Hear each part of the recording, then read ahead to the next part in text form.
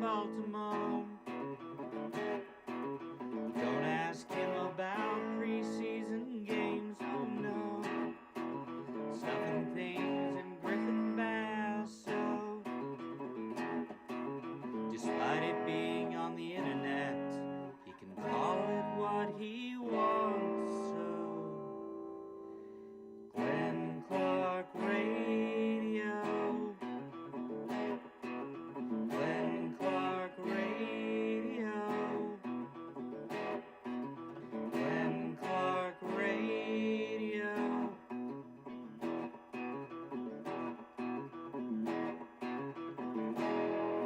Duke sucks. And welcome to a Friday edition of Glenn Clark Radio, GCR, but no GCR. Oh. GCR is on his way to Las Vegas, Nevada. I wonder what, we'll never know because what goes on in Vegas That's true, I guess. stays in Vegas. Well, it's going to be interesting because Glenn is going to be doing the show from Vegas really? next week. Yeah, so he's going to That's join a cover. remotely. That's a cover-up. It's a cover. I smell a cover-up. Yeah. How come you're not in Vegas with him? I don't know. Well, he didn't invite me. I guess maybe I should be asking you that question. Like, I have no Pressbox? idea. Why didn't Pressbox send me to Vegas with him? Glenn runs this show, man. I think Clearly he didn't think you were worthwhile to take out Maybe. there. I believe it was meant to be a pleasure trip for Glenn, like a personal trip, and then he was like, well, wait a minute, I can just get up in the mornings and do the show, so why not do it? Just today he's traveling, so that's why he physically can't do the show today. Okay. Yeah. I didn't get invited. I know, neither did I. Yeah. I think he's going to see Beyonce, or maybe he's not going. I know Beyonce's there this week. That's Right. the only. That's the only. Well, he dates Beyonce. He does? On the side. Yeah. What? Yeah. You Why is didn't that? know Why don't we that? talk about that more? You didn't know that? I feel like that'd be Jay-Z, solid we don't want content for the show. We don't want Jay-Z to find out, though. Oh. Anyway, I welcome guess to that's what the we're welcome to talking the program. We'll try. Griffin Bass and I will try and hold down the fort for this Friday, July 25th. The summer is flying by. It's been a miserable baseball season, and we're about to embark upon the NFL season. We'll touch all the bases today with Peter Schmuck at 10:20 from BaltimoreBaseball.com. 10:40, Cordell Woodland of Fresh Take on 105.7 The Fan will join us. Talk a little bit about the early, and I do mean early. Yeah, about 2 days worth of training camp. Yeah, exactly. So he'll have all the answers. He'll have all the answers doped out. 11 o'clock, the Hall of Famer, ESPN's Tim Kurkjian will join us on the eve of the Hall of Fame weekend at Cooperstown, New York. And then at 11:40, Orioles prospect outfielder Reed Trimble, who is playing currently for the Bowie Bay Sox. Are they? Let me ask The you. Chesapeake Bay They Sox. are the Chesapeake Bay They are the Sox? Chesapeake Bay Sox. Okay. Yes. Because looking up his stats, it had Chesapeake, then it had Bowie. I and guess it seemed well they were Bowie last year. Okay, Yeah. they're Chesapeake now. All right, They're I Chesapeake. kind of still like Bowie. I like Bowie too. I don't know. I guess we'll just give it another year or two, and like the Commanders, it'll become normal. Even though maybe we don't have to get used to the Commanders much the longer. Bowie Bay Sox had a good alliteration to it. Yeah. The Chesapeake Bay Sox, it should be like the Chesapeake Crabbers or something like that. I guess they're trying to become more broader. Regional. Yes, like exactly. the region of Maryland. Exactly. All right. Anyway, we are here. The first shoe has dropped. Well, you could say that Rafael Devers 4 or 5 weeks ago was the first shoe to drop, but the other shoe has finally dropped, and we've had a significant trade made last night where the Seattle Mariners gave up 2 prospects, a pitching prospect named Brandon, Brandyn Garcia, and the pitchers? The others, Sissy. I forgot the name of the forgot the prospect second that they traded. pitch. I just know He's that they a were right-hander. They were 2 top 15 or top 13 and 16. 13, Garcia's 16, top 13. 16, yeah. A Sissy is it a Sissy? Izzy? Is it Izzy? Izzy, or Izzy. Ashton Izzy. What's his first name? Ashton. Ashton. IZZI. Izzy. Yeah. who's the 16th ranked Mariners prospect. They both went back to the Diamondbacks, who are trying to rebuild a bullpen that is without currently A.J. Puck and Jason Martinez. Justin Martinez. And looking at building that bullpen for 2026.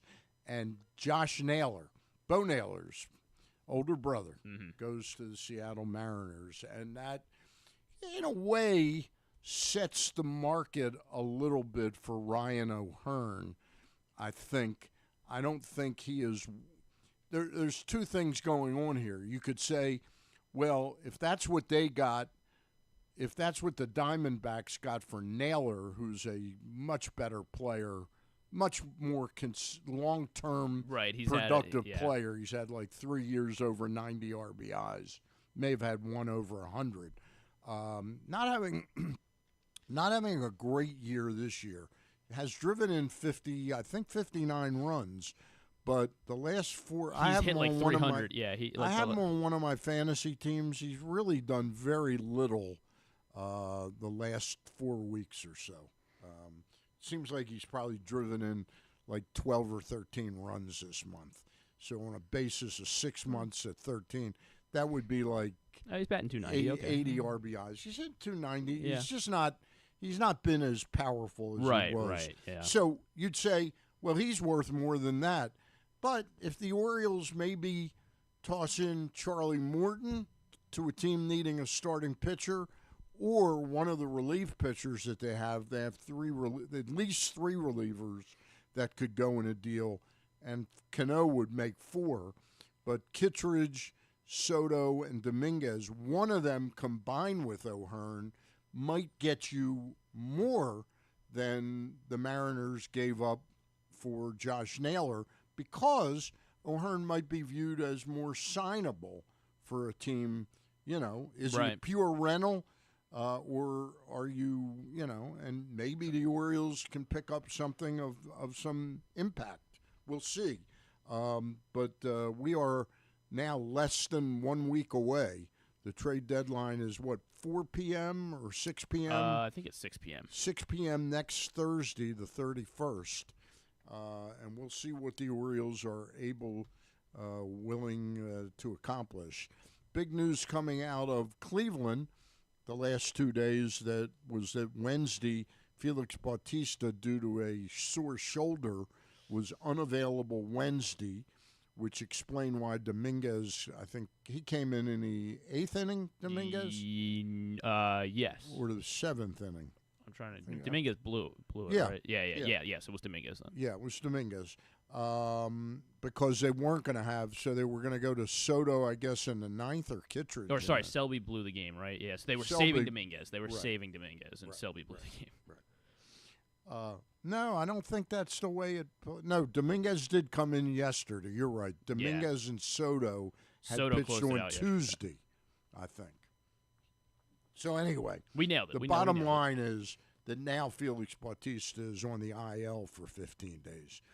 On the flip side of that, the good news is our Luke Jackson, who we will not be talking to today, was at Aberdeen last night and said that Kyle Bradish looked very good. That is good news. Only 2 innings, but that seems to set him up for a 3-inning start next time out. And I'm not saying it'll be 3, then 4, then 5.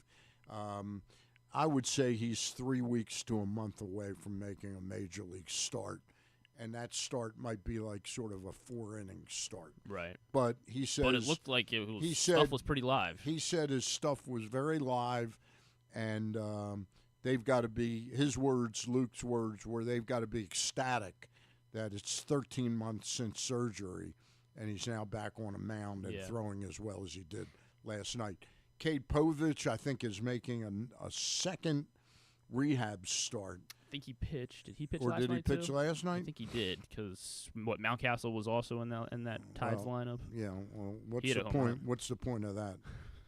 Go ahead. Just that I saw that multiple guys were making rehab starts. Yeah. Povich went 5 innings last night. Okay. How did he do? 5 innings, 2 hits allowed, 2 runs, just 1 was earned. So he 2 hits, 2 walks, 6 strikeouts on 70 pitches. So the Orioles will get Cade Povich back. So pending trades within the next week, where we think there's a possibility that Charlie Morton and Zach Eflin could go, one or both of them. And I would suggest at this point in time that if Eflin has another good start, say Monday, I'm guessing against Toronto, that Zach Eflin will go in a deal somewhere. Seems like the Cubs would be interested in Zach Eflin. We hear that the Cubs are interested in Sir Anthony Dominguez.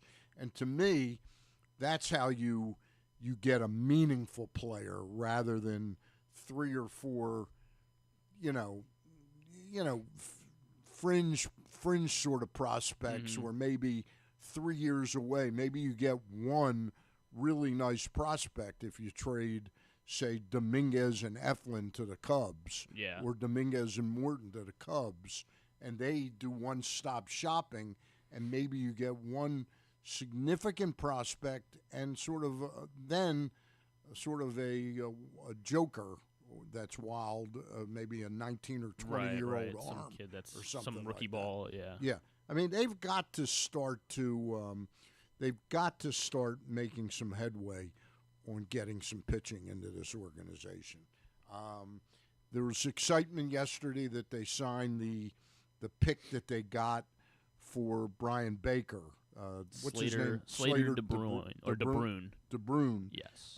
Who, it's interesting, he sounds like the comp is Corbin Carroll. Yeah.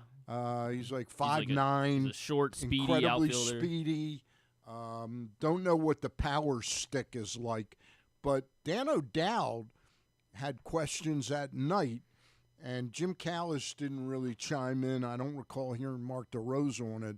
DeRosa may have already been off the coverage, but O'Dowd said this guy's barrel rate is on the low side, but they think he's got the bat-to-ball skills. I love that term. I don't quite,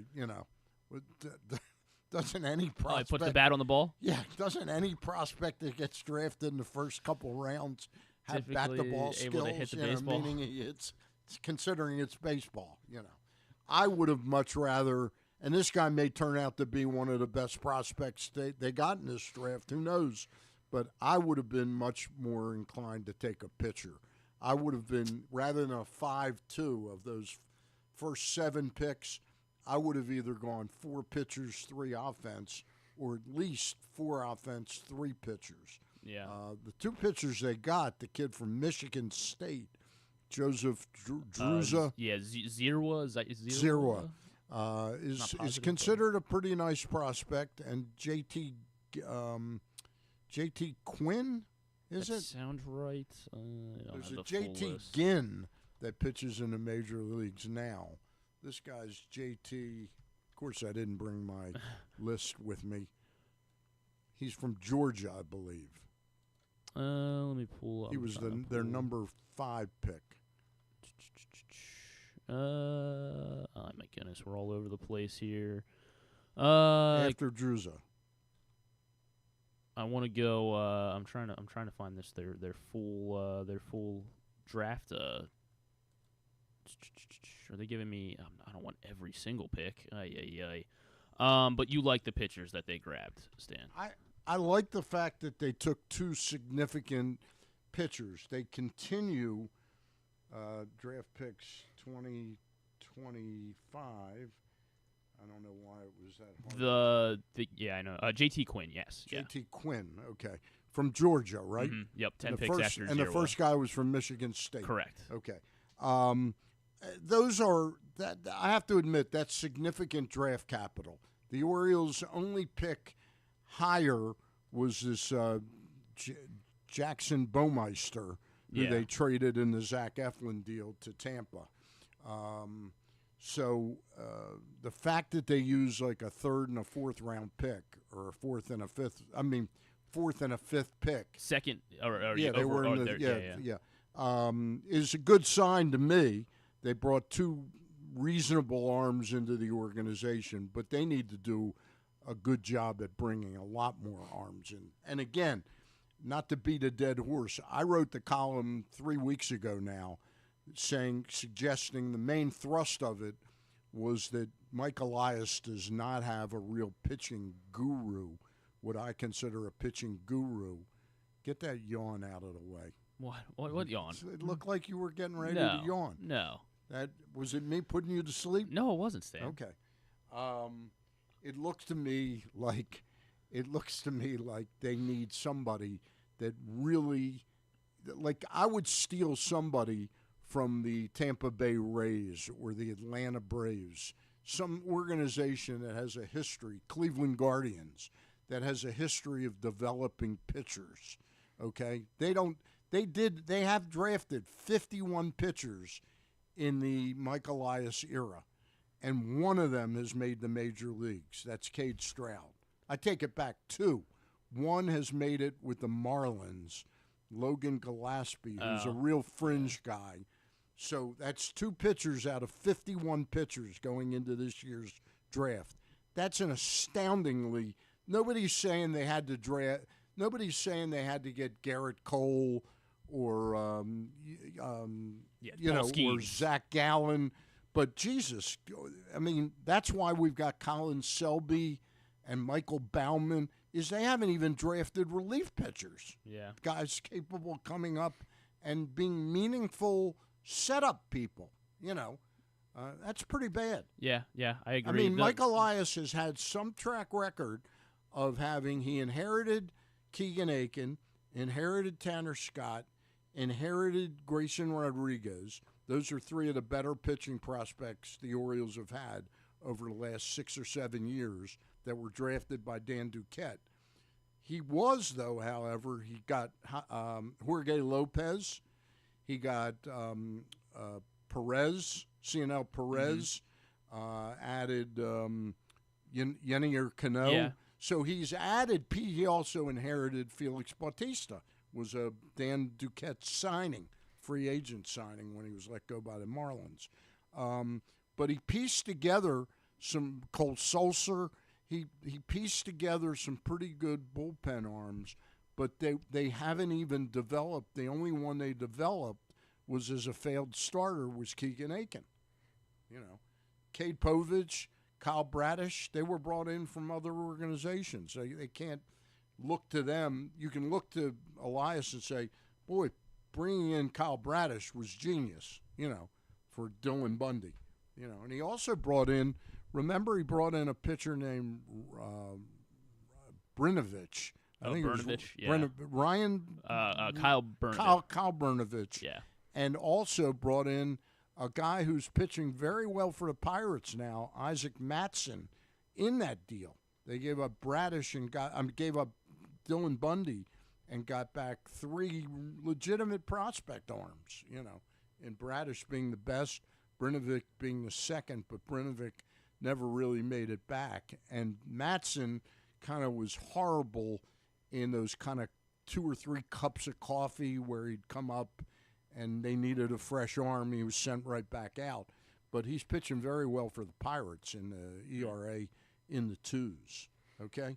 A reminder that we are brought to you in part by Game Day Men's Health, Press Box Print Edition, County Sports Zone, Toyota Tacoma, the Stan the Fan Show, and the Maryland 5-Star. I'm going to tell you a little bit before we get Peter Schmuck on. I'm going to tell you a little bit about Game Day Men's Health. If you're ready to lose that stubborn weight, are you? Game Day Men's Health offers medical weight loss programs designed specifically for men with advanced treatments like semaglutide and personalized coaching. We help you trim down and power up, feel better, look better, and gain the confidence you've been missing. And the tagline is, book your free consultation today at Game Day Men's Health, because it's time to reclaim your game. That's Game Day Men's Health. All right. Do we have our guest? We do. He is on the line. This man is a personal friend of yours truly, Stan the Fan. I give that out as full disclosure. He is my friend and a contributor to a long-time baseball writer with the Baltimore Sun, and now with BaltimoreBaseball.com, writing columns for the Rich Dubroff, Steve Coakley enterprise, and that is Peter Schmuck. Peter, how are you, my friend? I'm doing great, Stan. When did that friendship start? Can you remember? That friendship started when I offered to pay you money to come on my show and talk baseball. And I'm guessing that started about 1995. Actually, I think it started even earlier than that. But yes. Okay. When did you move here from California? 1990. It wasn't. It wasn't long after that. You know what? It may have been, I take it back, it may have been about 92 to 93 when I was on WCBM. Yep. That's what it was. Yep. So we've been friends closing in on 32 years, somewhere like that. Yeah. You still consider me a friend? Well, I just thought, maybe 32 years is enough? I'm not sure. Okay. Well, I consider you a dear friend. All right. I feel the same way. Kind of like Todd Blanche is very dear friends with the lawyer that represents Ghislaine Maxwell. Kind of like that, isn't it? Oh, man, that guy's probably making a lot of money. What, Ghislaine Maxwell's lawyer? Yeah. No question about it. He's a brilliant lawyer. No question about it. Peter, the first shoe of the real trade deadline has hit last night. It dropped with the announcement about 8 or 9 o'clock yesterday that Josh Naylor had been sent to the Seattle Mariners for 2 minor league pitchers, the number 13 and 16 ranked pitchers in the Mariners organization.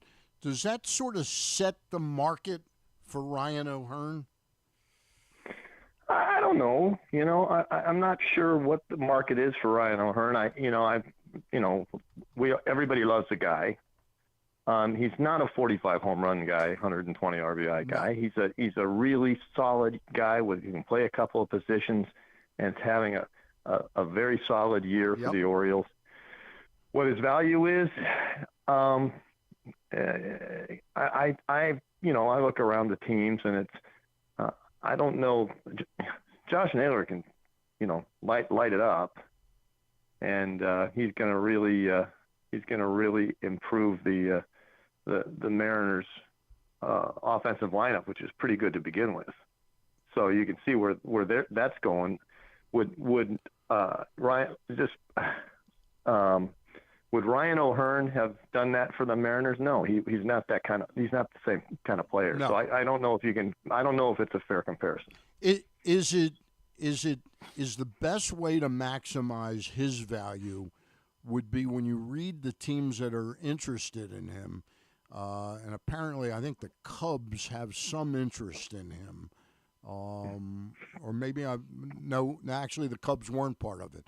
But would it be best to go to a team that is also looking for a relief pitching and package, say, a Dominguez or a Soto or a Kittredge along with him to kind of maximize his value in a deal? Well, probably. If you can find a team, everybody always needs relief pitching. Yeah. Everybody will always look for relief depth. So you can make that assumption, I think. But the question is still, what do they want to get for these guys? If they're going to package a bunch of guys, are they going to try to get a starting pitcher that'll still be here next year? Just to work on next year, or is this all about getting 8 million prospects and we start thinking about 2027? Yeah. Let me ask you a question. Aside from the trade deadline, I wrote a column, and I'm not poking at anybody else, but I haven't seen it anywhere else. In the Mike Elias era, I know that he hasn't spent valuable draft capital on pitching, but I was shocked at how many pitchers he has drafted. And that number going into this year's draft, Peter, he's drafted 51 pitchers. And the only 2 to make the major leagues are Cade Stroud, who's now had, I think he's up for his 3rd or 4th cup of coffee. And it'll probably be a longer cup with Bautista on the IL. But the other is now with the Marlins, a guy named Gillespie. I think it's Logan Gillespie. Yep. Is that a pretty damning indictment of their inability? I mean, and nobody's saying if you're drafting pitchers with your 8th, 9th, 14th round picks, that you're expected to get Garrett Cole or Zach Gallen or Braden Bayo, but geez, they haven't even drafted pitchers that have proven capable of coming up in setup roles. Well, that's been a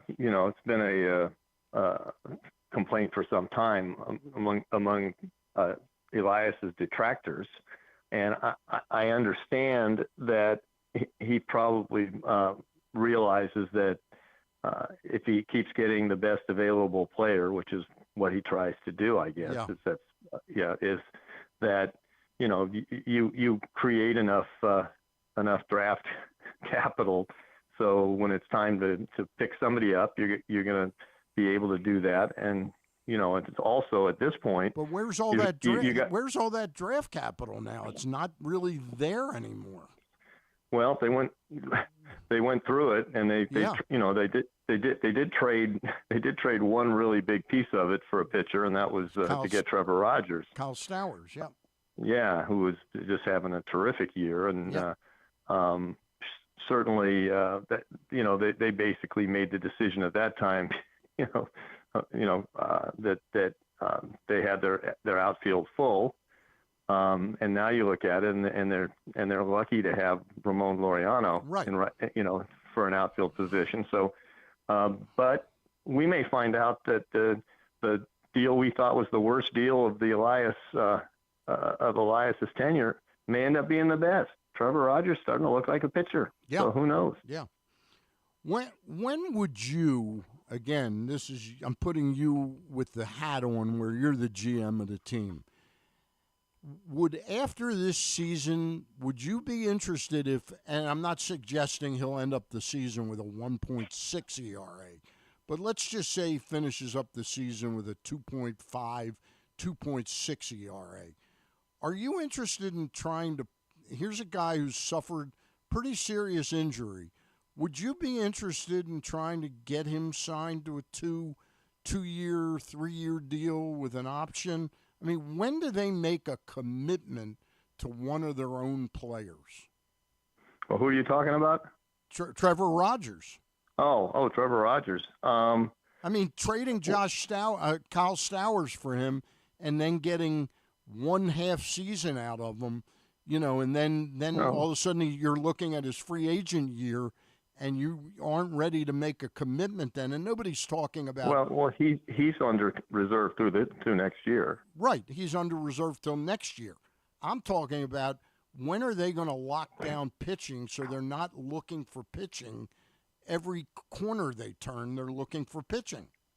Well, if they've decided that he's now the guy he is now, they probably should do that, because he's not going to command a huge amount of money. Right. I mean, you're looking at you got a chance to do that. If you're not going to go out and get the next Garrett Cole and spend $250, $300 million or whatever it is it's going to cost the next time, then you gotta find the guys that you can sign for I don't know if the word reasonable makes any sense in this economy. But what would in your ballpark, what would the reasonable number be? Would it be like a 2-year, $15 million deal, maybe with a $12 million third-year mutual option or something like that? Does that make some sense to you? Well, yeah, absolutely. If you're going to give Tyler O'Neill $49.5 million to be on the disabled list 4 times every year, and take a couple days off with general body soreness. I know that Tyler O'Neill is a good hitter, and we'll see that eventually. Yes, okay, we're going to see that. He's probably a good guy, but it seems like he might have a little Fredlin in him. Yeah. And that's frustrating at the amount of money they sent. You know that the only time I've ever been really critical of Elias, because I think Elias has done a fantastic job to get them to the beginning of this year. Yep. We're going through something nobody thought we'd be going through right now. But I said from the start, I don't understand. Here's two things I don't understand. One is giving anybody an opt-out clause 1 year into a 3-year deal, so that if he has a year like this year, you're stuck with him. Right. Okay. It just doesn't make any sense to me at all. I mean, with Julio Rodriguez, maybe. Yeah. It's not. It's Tyler O'Neill. And the other thing that doesn't make any sense to me is contact plays with two men on second and third and no outs, which twice has happened this year, and both times been a disaster and blown up a possible big inning. I don't know what's going on there. The other night, they had the most embarrassing inning I've seen of the Orioles as long as I can remember, between getting a guy thrown out by 40 feet at home plate with no outs. And then I don't know what's going on with maybe Jacob Stallings was on deck. I thought he was up. He might have been. But no. And then Cedric, who's head someplace else right now. He's just in a complete funk, and he made 2 base running errors in the same inning. Same inning. Yeah. I mean, just. Hey, let me throw you a little curveball. Obviously, this club is going to be, for the foreseeable future, in desperate need of pitching, all kinds, starting, relieving. I read now where the Dodgers, I know most of the focus has been on selling players. I'm looking at the Dodgers are saying that Dustin May could be available. Dustin May is making $2.1 million this year. If I'm the Orioles, I'm gambling the same gamble I told you with Trevor Rogers. I'm offering them whatever they want out of our pile of relievers or whatever, Sir Anthony Dominguez and Soto, Kittredge and Soto, Kittredge and Dominguez. Get me Dustin May here for the next 2 months. He's a free agent. We can't qualify him, okay? So it's a risk. But I think if you throw him $20 million for the next 3 years with a 4th-year option, again, you're not talking about Tyler O'Neill money. If you make a mistake here, it's not – I'm not saying it's a rounding error, but it's not a huge error that sets you back beyond belief. Then you go into next year with Kyle Bradish, Kramer, Rogers, and Dustin May before you've even gone into real free agency. Do you like that idea at all? Or do you see Dustin May thinking he's going to command a much bigger pot? Well, you were saying 20 total with an option? No, like for 3 years? Like 3 $20 years. million a year. 3 years. No, not 20 a year. He's making 2 this year. He's coming off Tommy John surgery, or not Tommy John. He had a different surgery. It wasn't Tommy John. What do you think? Throat thing? Yeah, he had an esophageal problem, but he had an arm problem also. But it wasn't Tommy John. It was a scapular, something in his shoulder. In other words, I see him, you offer him 2 years, $15 million, 3rd year option, or 3 years, 20, and then a $10, $12 million option, mutual option on the 4th year. You're giving the guy a chance to – he's 28 years old already. He's never made any real money. But this is a guy who has, before the Tommy John, electric stuff. He's in his first year back. I'm sorry, it wasn't Tommy John, but it was significant arm problem. He's in his first year back in 99 innings. He's struck out 92 batters. To me, that shows he's still got some live stuff. I think he'd be better next year. But do you like that concept of bringing in a pitcher? Yeah. I love the concept of bringing in any kind of quality pitcher. I think you'd have to find a way to have an agreement with him before you make the deal. You can't shovel off 3 or 4 relief pitchers and then have them just leave. So you get them for a month or 2. That don't matter. I said 2. 2. But I think, but I don't even know. No one does that anymore. It used to be you were able to get permission to talk to a player and say, we want to trade for you. We'd like you to be here. Well, if I'm that guy, I'm looking at a World Series share this year if he doesn't get traded. Right. and as opposed to helping the Orioles play out the string and maybe not be good next year. Yeah. So I just think the chances of signing that guy to a bargain contract sound to me to be a difficult thing. Do you think that's? But do you think that's? I know it appears to be a bargain for the team, but the team is taking a risk, and he's guaranteeing himself, say, $20 million, where he's made in his career maybe like $4 million. Well, that presupposes that there's any players left in baseball who think, oh my God, if I don't take this, I might starve to death. Right. He made $2 million. He's making $2 million this year. He's been around for a while, so he's made, Yeah, but he may live the Peter Schmuck lifestyle. That means the $2 million is not enough, obviously. Yeah, exactly. But no. In your case, it's $5 million is not enough. Yeah, I just don't think, Stan. I just don't think anybody gives a bargain anymore. All right. If he was going to be back from Tommy John surgery in spring, the first day of spring training, versus already has proven that he can strike guys out, then yeah, you could make that gamble. We'd all think the Orioles would be crazy to do that because everybody on their team's behalf is having Tommy John surgery. Okay. What do you think? So let me ask you a question. Amazing where they are. Let me ask you. I think their pitching. I think their starting pitching will be almost deep enough if Bradish and Tyler Wells come back and are actually healthy.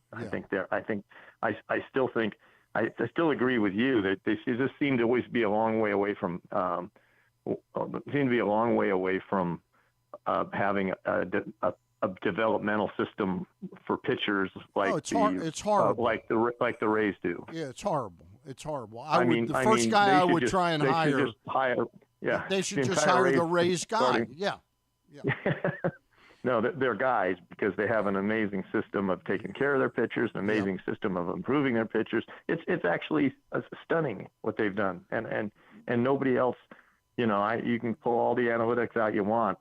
They were doing this before. Everyone was obsessed with analytics, and now they're doing it with both. But Pete, remember when we say they know how to take care of pitchers, they had in one season 2 years ago, they lost 3 pitchers: McClanahan, not Shanahan, Shane McClanahan, Drew Rasmussen, and Jeffrey Springs. They all had Tommy John surgery, I think in the same season. So I'm agreeing with you that they are light years ahead of everybody else. In fact, they just sent Taj Bradley down, who shut us down about 10 days ago.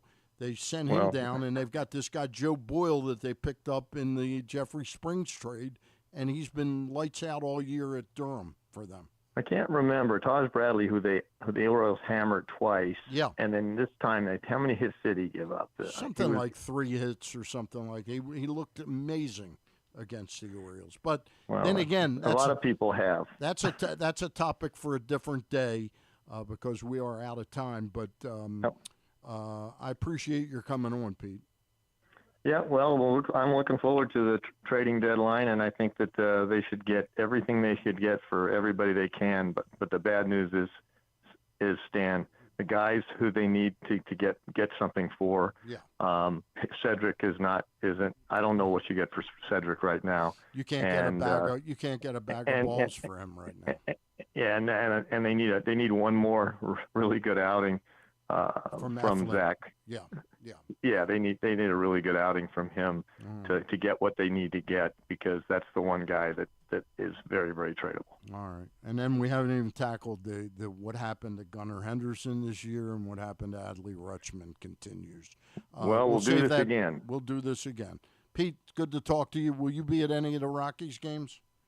No, I'm not back until next week. Okay. I have to be at home for the next next week or so. All right, my friend. All right, buddy. Stay well. Love you. Love you. All right. See ya. There's Peter Schmuck. We'll be right back after these words. Let me tell you first. I know that was what's that? Just want to stay here. Yeah, you tell us about Pressbox. I'm going to tell you about Pressbox. The Pressbox print edition is out. It's the June edition, which is on the stands for about 3.5 more weeks. Hall of Fame legacy as Carmelo Anthony prepares to take his place in the Naismith Memorial Basketball Hall of Fame. Those closest with him reflect on his career and how he was shaped by his time in Baltimore. That's the cover story on this month's bi-monthly edition of Press Box. It is the first edition without a column by our beloved Jim Henneman, who passed away about 35 days ago. Bo Smolka on the Ravens, my column, Glenn's column, and so much more on the Press Box print edition, number 293. Wow, 293. What are we doing for 300, Stan? I do not know, but we're going to be right around our 300th issue on our 20th anniversary. Oh, yeah. Wow. That's pretty exciting. Actually, we'll probably be at 298 when we next April. Okay. Will be our 20th edition. I'm looking forward to it. 20th anniversary edition. Looking forward to it. All right. You want to keep moving along? I can keep moving along. Is All right. Cordell Woodland in? He is ready. He's in place? Yes. Joining us now is one of the hosts of Fresh Take on 105.7 The Fan, and that's one of those shows that comes on after the drive time show, 2 to 6, that is periodic based on what else is going on. I guess we should in ask the him world. when it is. What's that? We should just ask him when it is. He probably have a better sense. We'll talk about that with Cordell Woodland. He's up right now. Cordell, how are you, my friend? What's going on, fellas? Hey, I really appreciate you taking some time out to be on another show. Tell us a little bit about Fresh Take, who your co-host is, when it's on, when people can hear you. Yeah, me and my co-host Ben Hall, who's the producer for Inside Access, which is on from 2 to 6 Monday through Friday. Ben does a great job. He's well known and he's well versed in almost every sport, it feels like. And he has a gambling background. And we don't necessarily talk a lot of gambling on our show, surprisingly. Yeah. But we talk a lot of obviously what's going on here in Baltimore, which is the Orioles having a lost season and the Ravens having all the expectations in the world on them right now. So with training camp underway, we've been able to kind of get into more positivity, but obviously with the deadline looming for the Orioles, we talk a lot about that. But we're on usually Thursday nights from 6 to 8, but it could be 6:30 to 8 or 7 to 9, depending on the Orioles' schedule that day. So if the Orioles, for instance, like a day like yesterday, they play a day game, right, we're on from 6 to 8. But if they have a game that starts at maybe 6:30, we'll be on from 6:30 to 8. And if it starts at 7, same thing, we're on from 7 to 9. But it's every Thursday. Yeah, for the most part, we're on every Thursday, yeah. All right. And is there a schedule that you have when you're contributing to Inside Access and Vinny and Haney and the morning show, or you're just sporadically on all those shows? Yeah, I mean, it's more so sporadic. Inside Access, you can usually hear me on Monday evenings with them. I'm usually on around Monday at 5 o'clock or 5:30 with them. So that one is kind of set in stone. The other ones, it's kind of just sporadic, and it depends on kind of what's going on. You're going to hear me at least once a week on each of the shows, but on times like now where training camp is ramping up and as we get closer and closer to the season, there may be weeks where there's news and you hear me a few more times. So, yeah, you just never really know which show you'll hear me on at what time, honestly, but you will definitely hear me on the Fan throughout the week. By the way, I listen to Vinny and Haney quite a bit. That's my time. I'm out in the car, and you did a great job when you sit in for those guys. I appreciate it. Yeah, I mean that. You really do. It runs. You don't sound like I sound today taking Glenn's place. You sound like you're not missing a beat. Speaking of not missing a beat, you've been out there the past couple days. Tell us some early observations. First of all, is everybody healthy right now at Ravens camp? Well, for the most part, Jake Hummel, he hasn't been out there. He's been dealing with a cut on his hand, John Harbaugh told us, non-football injury. So we're not sure exactly when he'll be back, but it's kind of been back and forth for him really all season. So that's one to watch. DeAndre Hopkins, he wasn't at practice yesterday. John Harbaugh told us he fell on his knee on, I guess, Wednesday. And I didn't necessarily see that, but after John mentioned it, it did start to kind of come to me that I didn't notice 10 on the field a lot in the back half of the practice. But we'll see if he's out there today. Zay did kind of tweak his ankle on the first day of practice, but he was back out there yesterday. So other than that, it's been so far so good on the injury front. But observations, I mean, it's still early, but guys, yesterday was definitely more eventful than day one. I'll say that. Yesterday, you got the Isaiah Likely one-handed grab that was really nice. Lamar had a 60-yard pass to Rashad Bateman that was really good, in double coverage at that with Nate Wiggins and Kyle Hamilton covering him. You had an interception by Trenton Simpson on a high ball from Lamar that goes off the fingertips of Likely and goes to Trenton Simpson. So he got a nice highlight. But it's been good watching, Jair Alexander get comfortable, and you see the energy that he brings to the field and just the competitiveness that he brings out there. The Ravens secondary is absolutely loaded right now. That's what I was going to. Right now, they're all depth. They're all there. That's what I was going to ask you. I don't follow it the way I did a few years back. Don't come out to camp much at all. But the names out there now, the number one pick this year, last year, Nate Wiggins, Humphreys, Kyle Hamilton.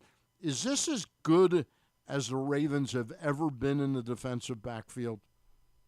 I mean, it's got to be up there. I mean, you take what they already had, and Nate Wiggins, who I think is primed for a step forward in year two, had a really good rookie season. Marlon was great for them last year.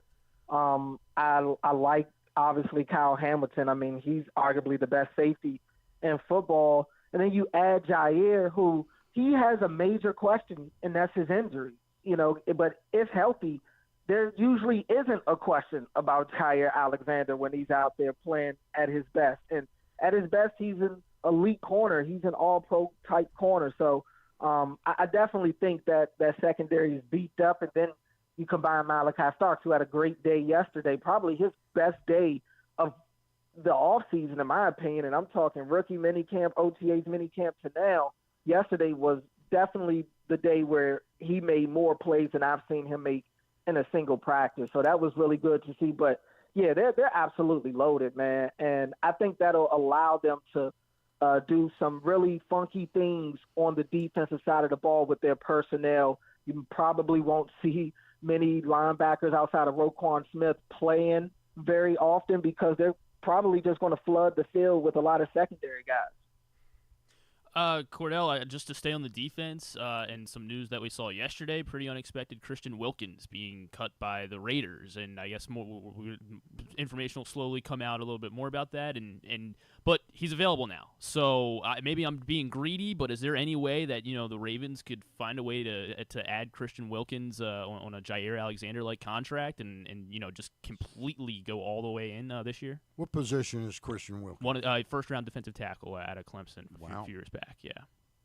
Yeah, I mean, never say never. Mm-hmm. I'm, even with the Lamar ties, I was surprised that the Jair Alexander thing happened. I mean, he turned down more money to come to Baltimore in large part due to his relationship with Lamar. And maybe I didn't give that aspect enough credit. But I was surprised that they went and got Jair Alexander and it came together as quickly as it did. So I can't completely rule it out. But I am curious to see what's going on with his foot right now because that apparently was the big issue with him out in Vegas. They weren't happy with the way that he was rehabbing his foot injury that he got last year. And so I believe he's still dealing with that. So that's probably a big part of it.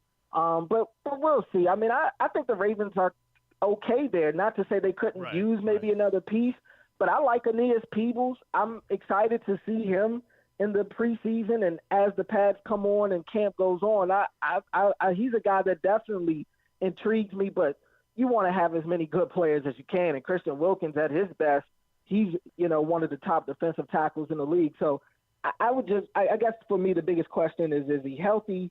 And then from there, does he fit kind of what the Ravens want to do? We saw last year with Deontay Johnson, all talent ain't good talent, you know, and so you got to make sure that this is a guy that fits what your team is trying to achieve. You mentioned the big highlight from yesterday, the Isaiah Likely one-handed catch. I think we're all kind of expecting Likely to shift into that tight end one role. How is Mark? So I guess in that vein, how has Mark Andrews looked, and how do you see Andrews and Likely coexisting this year? Yeah, I think they're both going to get opportunities. I think it'll be similar to last year in terms of them being in 12 personnel there, and that a lot. So you're going to see them both on the field together a lot as well. It's just a matter of where's the ball going, who's getting the target share, who's the focal point of that play, that drive, that game plan for that week. And usually it's Mark. And I think Likely has shown that when given the opportunity, he takes it and runs with it, even when it's limited. So I am intrigued to see if Likely does get a little bit more of that share. Obviously Likely has the age over Mark. Mark is still a really good tight end. I don't want to discount him at all. I think he's still one of the best tight ends in football. I just also believe that Likely can be that as well. And with him being younger, it just kind of intrigues me a little more. And I think Likely gives you more in the yak department. Mark probably is still the better route runner. Still probably the better. I don't know. Likely is. I haven't seen Likely drop many passes. So he's become a favorite for Lamar in these scramble drills and in jump ball situations. So I think they'll both get the run. And I think the Ravens' plan is to probably let this situation work out organically. If somebody starts to separate themselves as the year goes on, they'll lean into that guy. We're talking with one of the freshest and best voices in sports in Baltimore, Cordell Woodland, who's the host of Fresh Take, heard every Thursday night on 105.7, either 6 o'clock or 6:30, with he and Ben Hall. I've got a couple more, and then I'll let Griffin get one more, and we'll get you out of here. Cordell, the kicking. How has Tyler Loop looked to you, and how about the second guy that they signed as an undrafted free agent? Do you think Loop has the leg up because he was a draft pick? I do. I think they're going to give him every opportunity to win this job. And that may mean it not looking the best throughout camp and getting into the regular season and still, seeing what that looks like. So far, so good for him, though, for both of these guys, for the most part, in training camp, that is. Yesterday, John Hoyland was the only one to kick. He went 6 for 6, as long as being, I believe, 42 or 43 yards. I got to check my notes. But he had a couple of 40-plus yarders, a 40-yarder, a 42, and a 43. Had a couple of 30-yard field goals in there as well. So yesterday was a good day for him. Tyler Loop, today is supposed to be his day, so we'll get to see. But he did go 5 for 5, or actually 6 for 6 on the first day of camp. I believe as long as that day, though, was only maybe about 34, 35 yards. But, like I said, he's the drafted guy. And so they will give him every opportunity. But I've always been of the mindset that I don't think it would hurt to bring a veteran kicker in. But, hey, if John Hoyland is really going to push him and give him that true competition, maybe they can ride it out with both of these guys for preseason. Hey, my last question for you before I give Griffin one more is I see the Ravens have these 3 preseason games now. Indianapolis, August 7th, here in Baltimore. They then go to Dallas on the 16th, and then they play at Washington on the 23rd. That gives them from the 23rd to the 7th.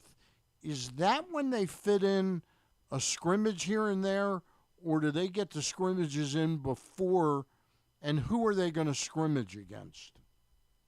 Yeah, they'll already have kind of the scrimmages. Well, they've turned the scrimmages into joint practices. Yeah, joint days. practices, So they have that with the Colts.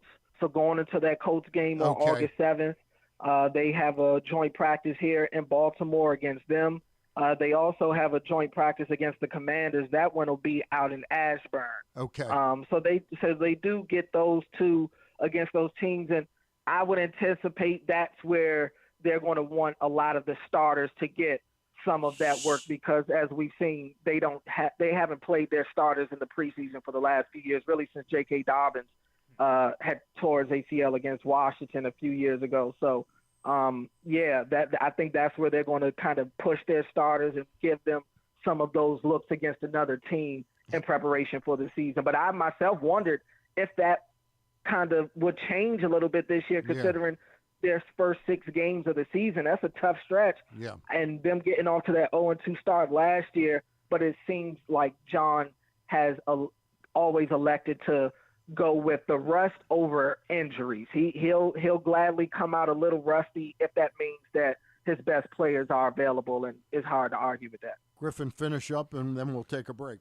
All right, I don't want to be too loaded of a question, but looking more macro now, and I know John Harbaugh doesn't want to hear it. I guess probably most of the guys in the locker room don't either. But this is a Super Bowl or bust team this year, right, Cordell? Like how does it? Do they? It seems like everyone is on the same page, and this is about as Super Bowl or bust of a roster as you can get on July 25th.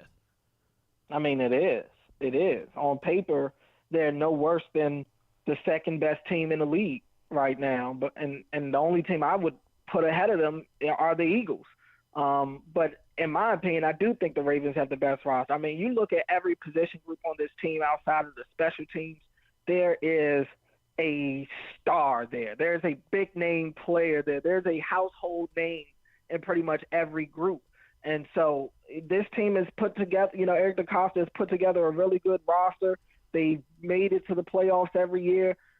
It's unfortunate, but their questions don't show up until January. Like, I think everybody expects the Ravens to do what they do in the regular season, to probably win this division again, and that's barring injuries, of course, and mainly injuries to guys like Lamar.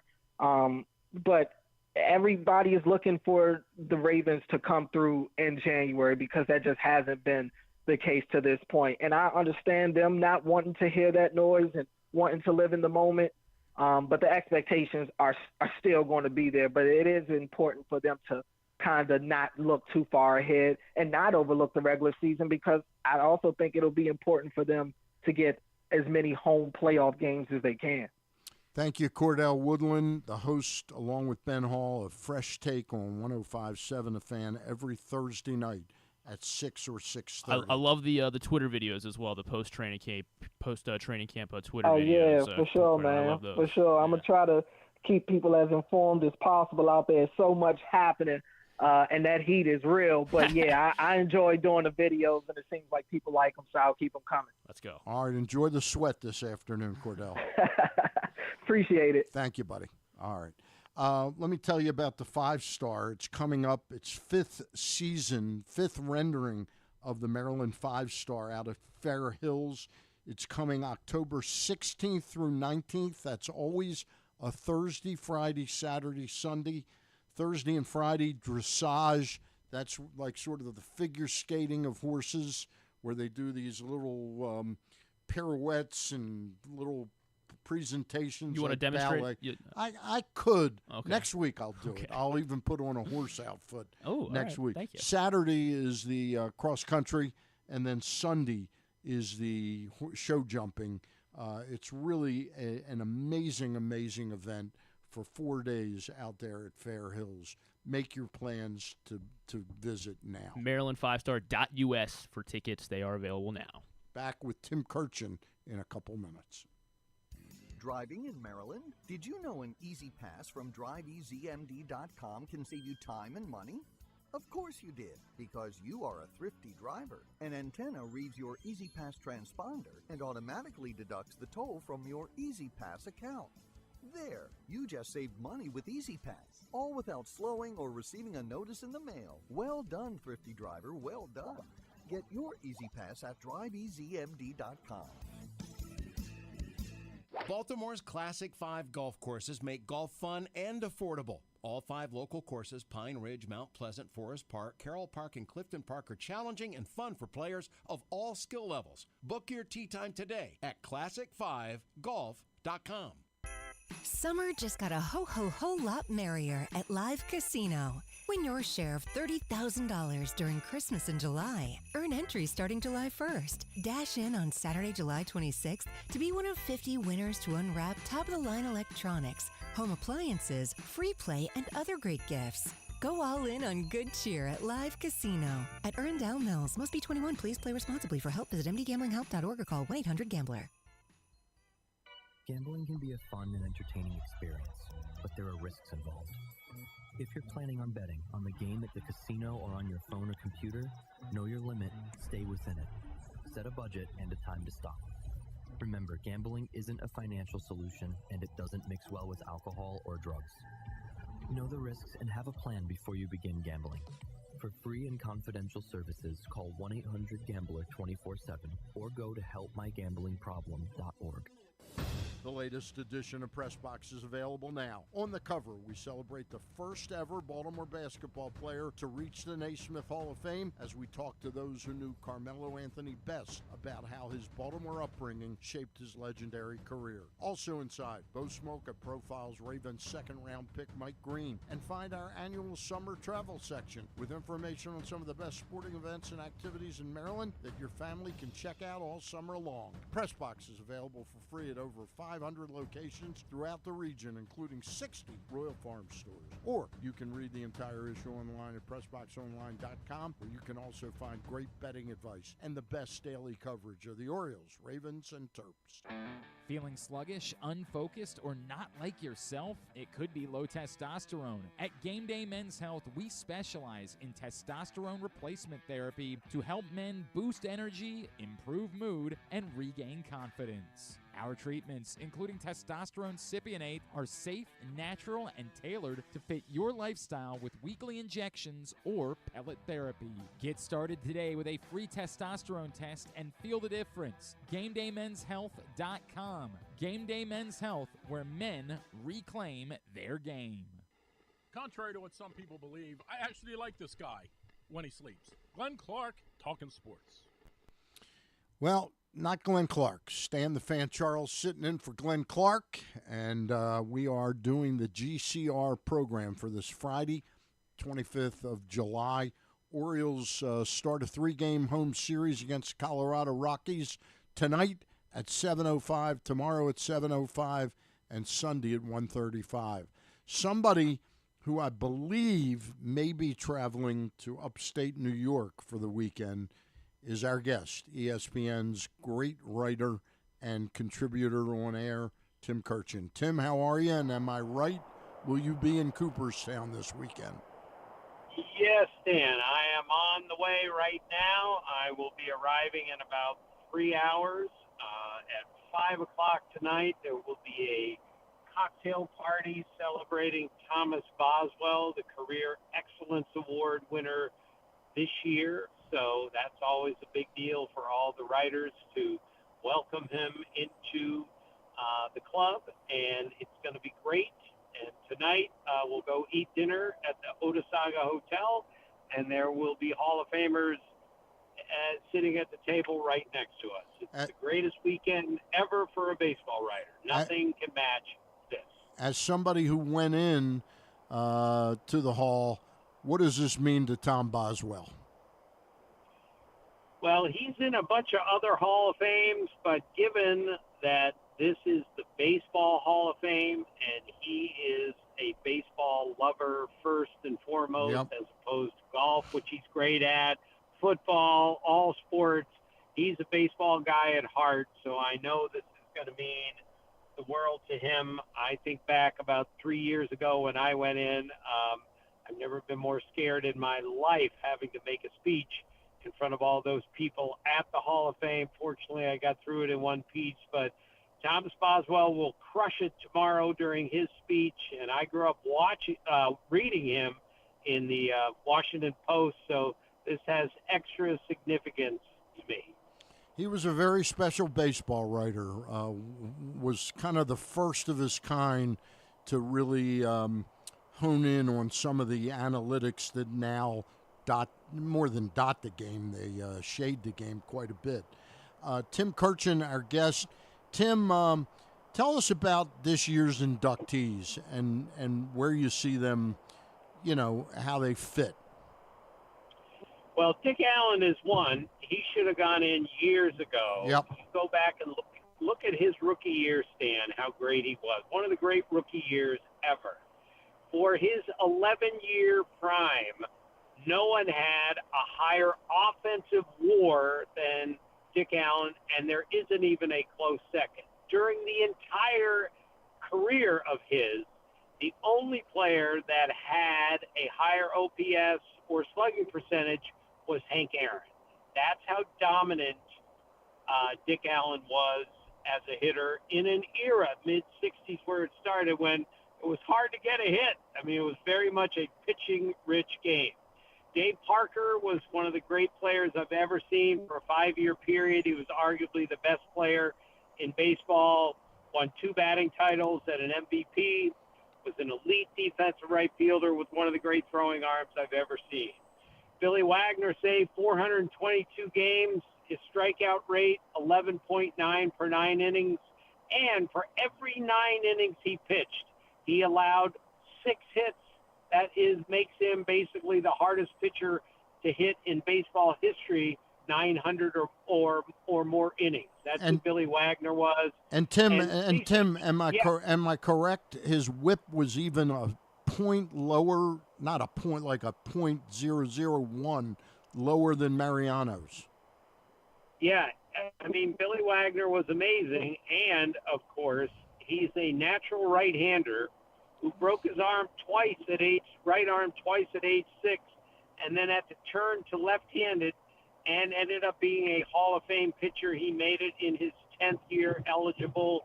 He just appeared on our podcast this week, and he couldn't have been more gracious and hilarious at the same time. So good for Billy Wagner. CC Sabathia is going in. You look at his wins, winning percentage, and strikeouts, only 5 other pitchers can match him in all 3 of those categories. And Steve Carlton and Randy Johnson are the only left-handers ever with more strikeouts than CC Sabathia. And, of course, Ichiro's going in, first Japanese-born player to go in. It should be fascinating to see how many people show up, what the atmosphere is like. I'm sure it will be festive beyond words. Ichiro is one of the great hitters I've ever seen, elite defensive right fielder, again, with one of the great throwing arms I've ever seen. And Tim, I know you didn't mean to leave him out, but he's not technically voted in. But Tom Hamilton is going in as the broadcaster this year. Right. Oh, I love Tom Hamilton. When I go to Cleveland, he's always my first stop because love him. Of the energy that he brings to a game. Yep. There aren't too many play-by-play guys better than him. And to have the staying power that he's had and keep the enthusiasm level up, love Tom Hamilton. I do too. He's one of my favorites. And I got to thank SiriusXM for allowing me to listen to him. When I was a really young kid, my Uncle Paul used to give me a radio that he would fix up. Every March he would give me one, and each year I thought it made it better for me to listen to faraway games, and I had to listen through a lot of static. But in this generation, we've been fortunate to have XM radio, and we've been able to hear some of the great broadcasters that we wouldn't normally have gotten to hear, and Tom really is literally one of my favorites. Right. And XM radio is the greatest invention of my lifetime, Stan, and I am 68 years old because of exactly that. How many times did I try to get Jack Buck on a scratchy radio station on a Saturday night at the University of Maryland while sitting in my car? Now you just press a button and you get the best broadcasters clear as day with one touch of a button. Yeah. I think it's the greatest invention ever for me. I do a lot of driving, and to be able to listen to whoever I want is absolutely the best. I'm 5 years older. I used to love nothing more. Willie Mays was my favorite player. Listening to games from Cincinnati or Milwaukee or Philadelphia. I'd know where the stations were, and it was staticky, but I always wanted to listen to Willie Mays' games at Candlestick Park. No more romantic place to me than Candlestick until I got to witness a game there. It was the worst. It was the worst experience of my life. So, Stan, the 84 All-Star game, Buddy Bell, I was covering the Rangers. Right. Buddy Bell was playing in Candlestick Park Right. for the 84 All-Star game, and after the game, he told me that's the coldest he's ever been at a baseball game.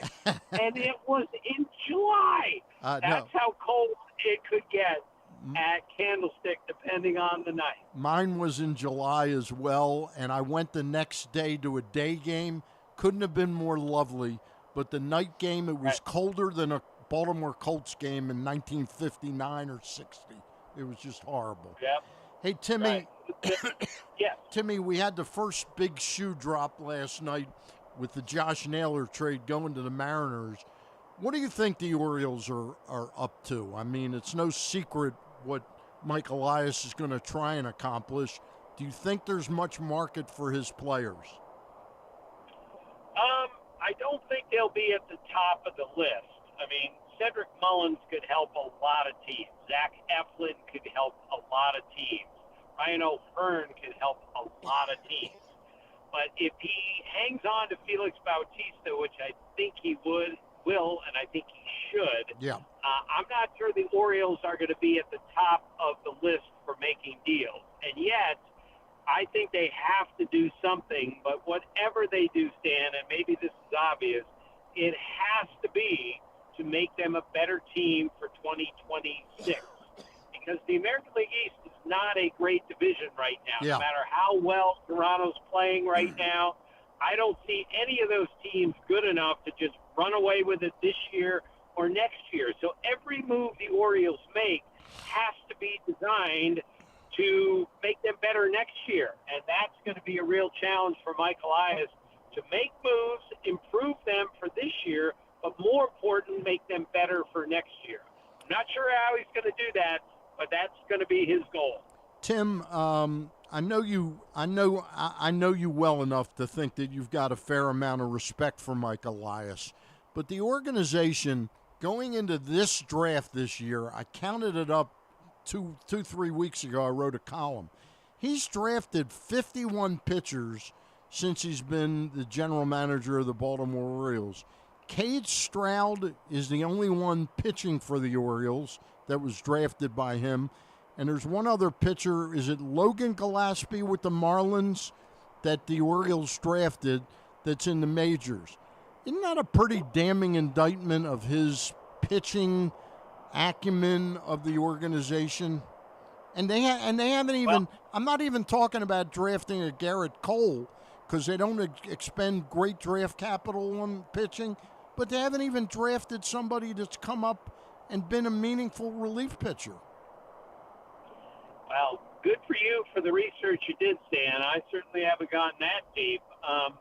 But yeah, I guess that is damning. Yes, if all of that is indeed true. And what we've learned over the last 20 years in baseball, if not the last 120 years, is drafting and developing players is absolutely crucial. This is why the Rays are able to hang in there with a low payroll. Is they draft properly, they develop properly. For all the money that the Dodgers have, and they have unlimited money, they know how to draft and develop a player. And if you're missing out on that boat and you're not going to go out and spend an enormous amount of money like the Yankees or Mets or Dodgers can do, then you have to draft and develop properly. Otherwise, you're not going to be long-term successful. And when you do draft and develop, you have to draft and develop pitchers properly. So your research is very interesting. It's just obvious in a general sense, if you don't draft and develop properly, it's going to be hard to win. Got a question for you. There's so much focus on who the Orioles should sell. The Dodgers are in great need of some relief arms. Is there a fit there I read where the Dodgers may be willing to part with Dustin May, one of their few years back, one of their really great pitching prospects. He's a full-term free agent this year. No ability for the Orioles, if they acquire him in a trade, to offer him a qualifying offer, I believe. Would you take a gamble and then immediately gamble more by trying to pin him down on, say, a 2-year contract with a real upside on a third year, like 2 years at 15 or 3 for 20, with a real upside to almost blow him away? Here's a guy who's making $2 million this year to gamble on acquiring an upside pitcher. Well, I'd be surprised if the Dodgers traded Dustin May. Okay. Because I think he's still really good, and with the pitching issues that they have with Blake Snell and with Roki Sasaki and with Tyler Glasnow's back now, and he pitched really well the other night. But you have a quality starting pitcher, and you've got injuries to your rotation. This is not a good time to trade him. However, if he is indeed available, and I'm the Orioles, and I can get a guy at that age who's got some background to him and seems to be past his injuries, not only would I trade for him, I would make sure I extend him and keep him around. Stan, he's got great stuff. The Orioles got a shot at him, without an overpay, they would be foolish not to look into that. Let me ask you a question. He's a guy who's making $2.1 million this year. Is my math or my attempt at knowing what to offer him, does that sound like something he would gamble on? Like if he pitched for the Orioles, liked it here, and they offered him, say, 3 years at 20 with an upside maybe fourth year at 15, he's got a chance to lock in close to $40 million guaranteed. Do you think you could pin him down for that, or would his expectations be loftier than that? Well, again, young guy, great arm, some success in the big leagues, and free agency changes everything. Yeah. I mean, people go certain place and say, I love it here. I want to get paid really for the first time, and they take the money. Most guys with agents being so aggressive say, hey, you don't want to limit yourself to $40 million. You can get way more than that in the free agent market. That is the challenge of a young player. Do I take money right now that will set me up for life, or do I wait another year, go to free agency, and maybe get twice that much? You see where I'm getting at, though. The gamble is two pitchers that they're going to lose anyway at the end of the year, and you probably could get a guy like that. I think if you offered them Kittredge and Dominguez, I think the Dodgers may jump at that right now. Well, I just know that this is when general managers earn all their money right now. Are we in or are we out? Are we sellers or are we buyers? Are we going for it?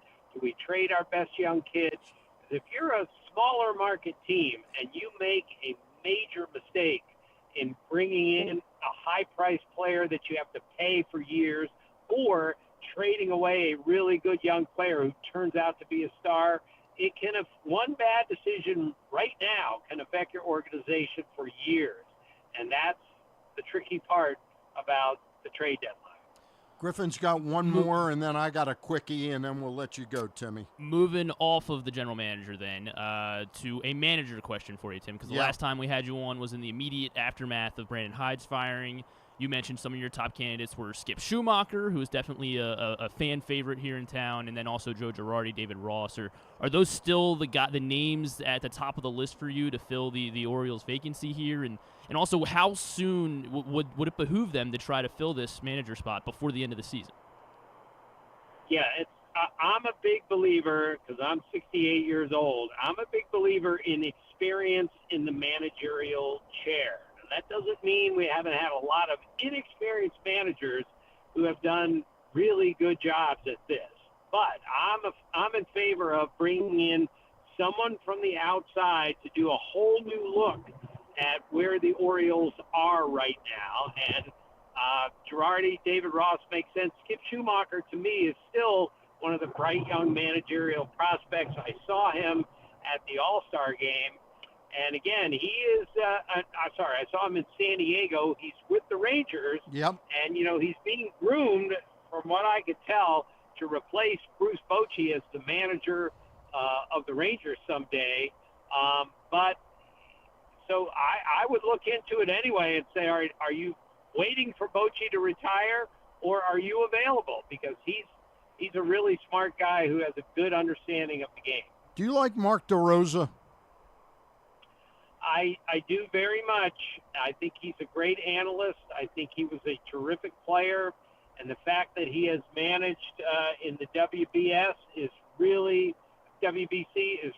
really important. So I would never hesitate from hiring Mark DeRosa to run my team, because I think he's that smart and that worldly as far as he knows so much has happened in the game over the years. Last question I've got for you, Tim. Going back to the Hall of Fame, you made the point, and I think a good one, about Richie Allen or Dick Allen. Probably should have been in years ago. Have you talked to other people that know how racism impacted his psyche while he was a player? I got to know him pretty well in 1982 when he became like the assistant hitting coach for the Texas Rangers. So I had a lot of chats with him about a lot of things. Yeah. He's a really interesting man. But racism, I don't think I ever really sat with him and talked to him about it, say like I did to Frank Robinson during all his years coming up in the big leagues and everything else. So I'm not sure how much that affected Richie Allen. I just know that if you go back and look at those numbers from the mid-60s to the mid-70s, he was a destructive offensive force. I remember talking, I remember reading about that in Philadelphia when it went south, it really was a lot of racism involved, and it played with his head.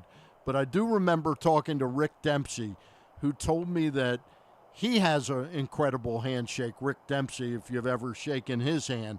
And I said, have you ever shaken anybody who's got a stronger handshake? And he said, used to be Richie Allen was unbelievable, and then I shook Mike Piazza's hand. And he said Piazza was more incredible than Richie Allen. But Dick Allen was one of my favorites. Timmy. Mine too. Yes, I grew up watching him play. Thank you, Stan. Hey, Timmy, enjoy your drive up to Cooperstown, and I hope you get to sit with Johnny Bench up there. I'm hopeful I will, too. Thanks so much. Right. Safe travels. Safe travels. All right, that's Tim Kurkjian.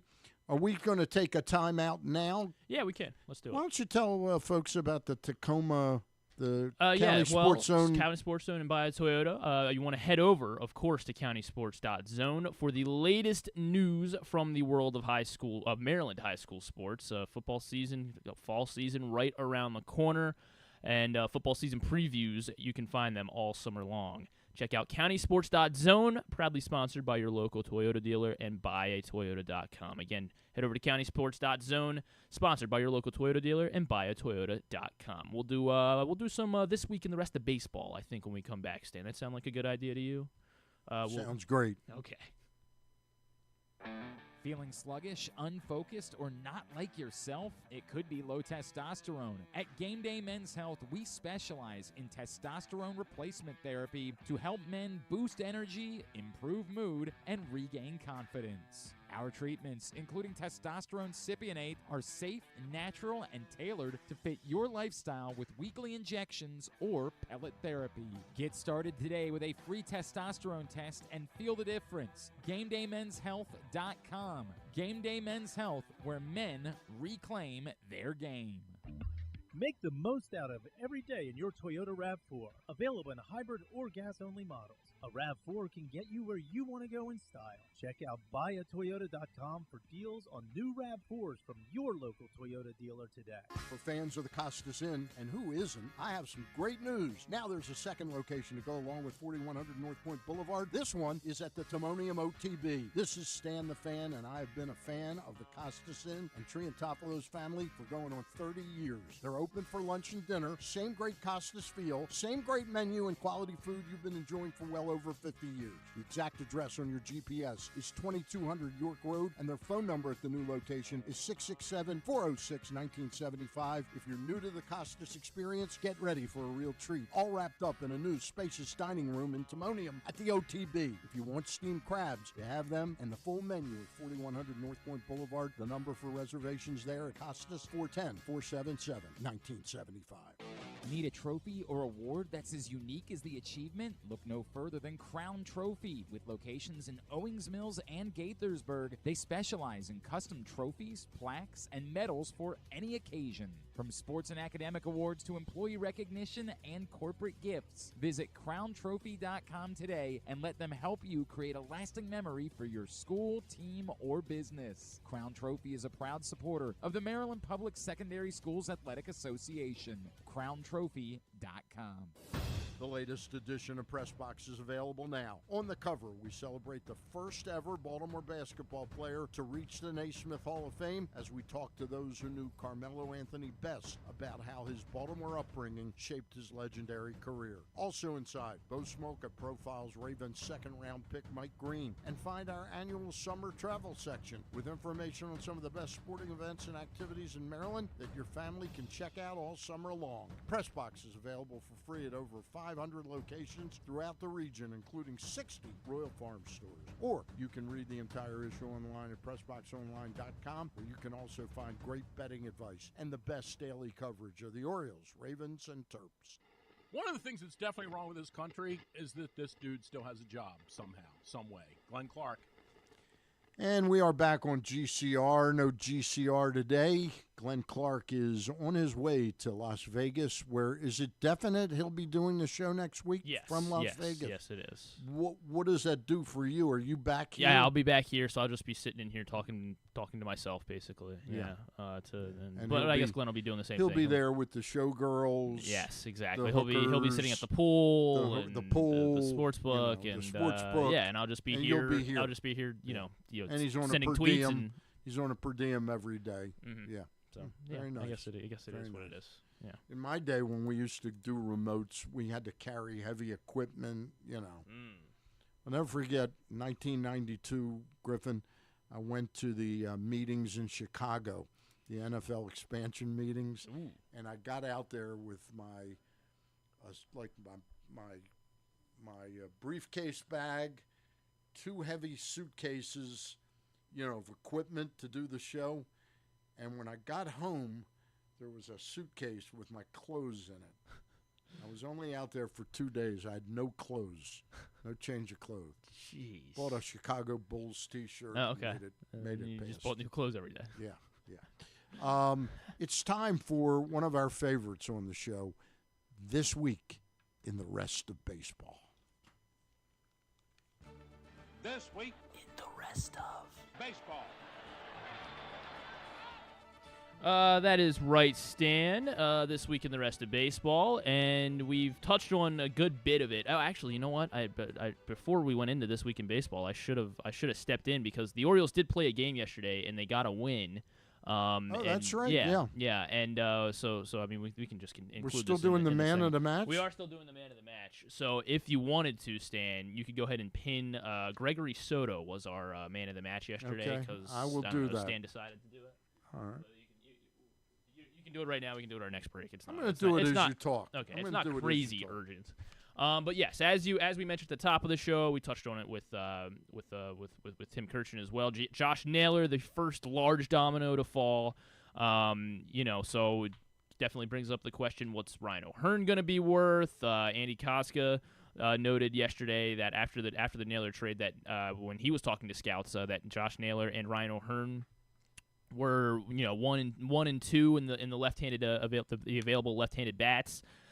So I mean, it seems like there's certainly some teams that will be interested. The teams that Andy Koska pointed out were the Padres, the Astros, the Rangers, Red Sox, Brewers, Giants, in no particular order. I see the Astros being a good fit for him. The Astros, but it seems like the Astros want. I mean, I guess they'll take any bat because Paredes got hurt, but it seems like a right-handed bat would. There are rumors that they're interested in Suarez. And Suarez, yeah, and that would be massive. That would certainly be a huge deal. What about Suarez is gonna? It seems like Suarez is gonna get moved, right? What about O'Hearn and Urias? Ramon, yeah, I guess that could work. Cam Smith has been supposed to be playing the outfield. I guess he hasn't been playing much third. No, he hasn't been playing much. Yeah, Urias would be. Urias is a very interesting backup for teams that can't get Suarez. And last time the Astros, made a trade with a deadline trade with the Orioles, they ended up winning the World Series with Trey Mancini. So yeah, maybe it would be smart to an Urias O'Hearn combo, something like that, or Urias and whatever reliever.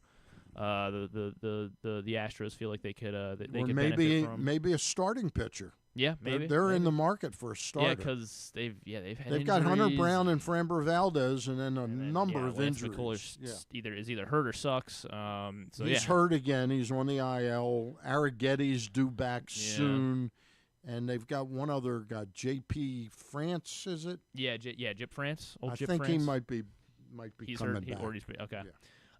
So a lot of injuries then for the old Houston Astros.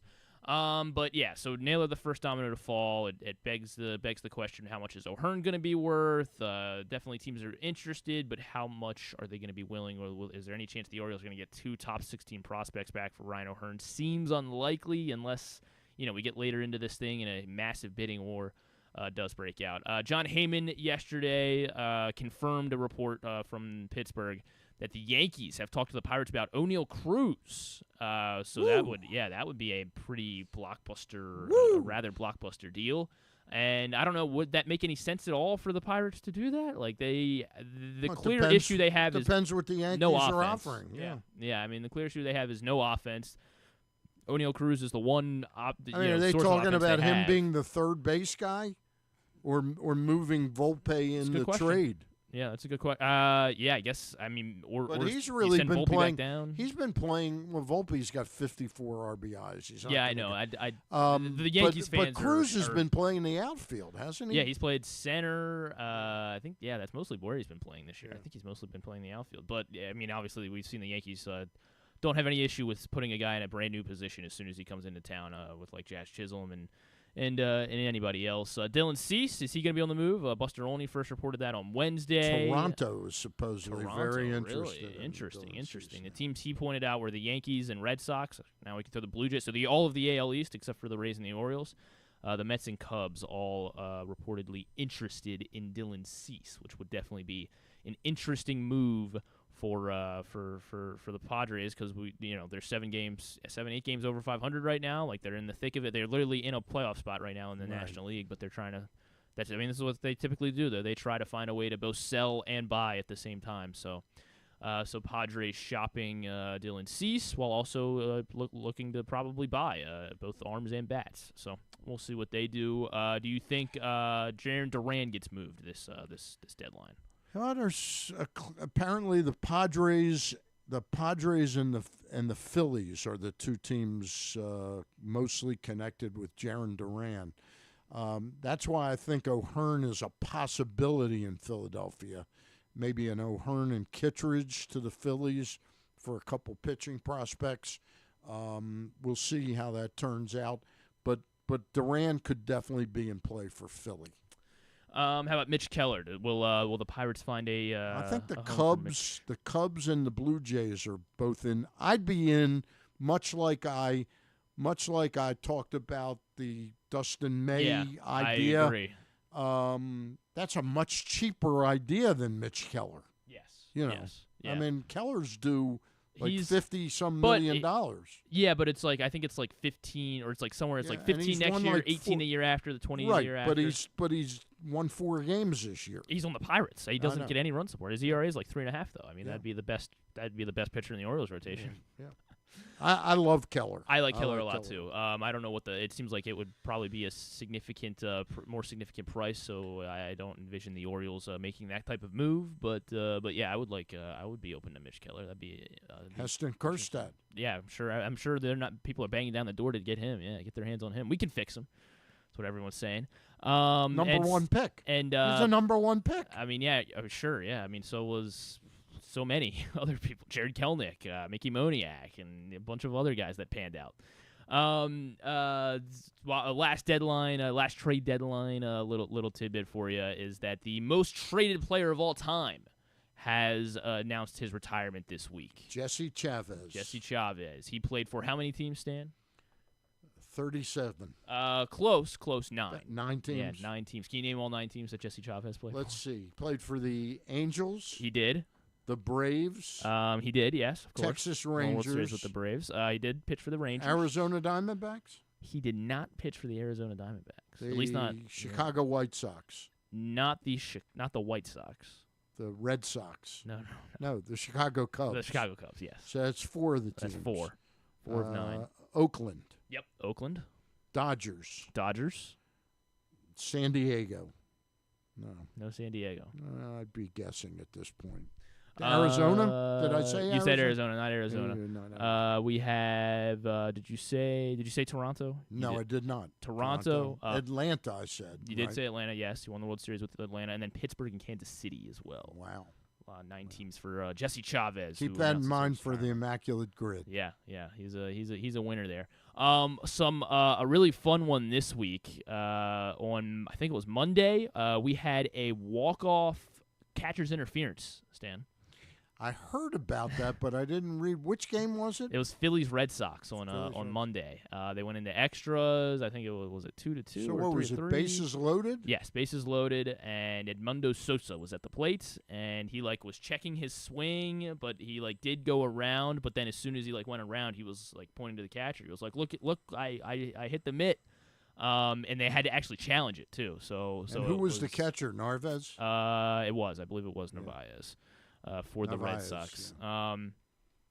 So that is just the second walk-off catcher's interference in MLB history. The first one was, of course, in 1971. The World Series? No, not the World Series. It was just another random game. August 1st, 1971.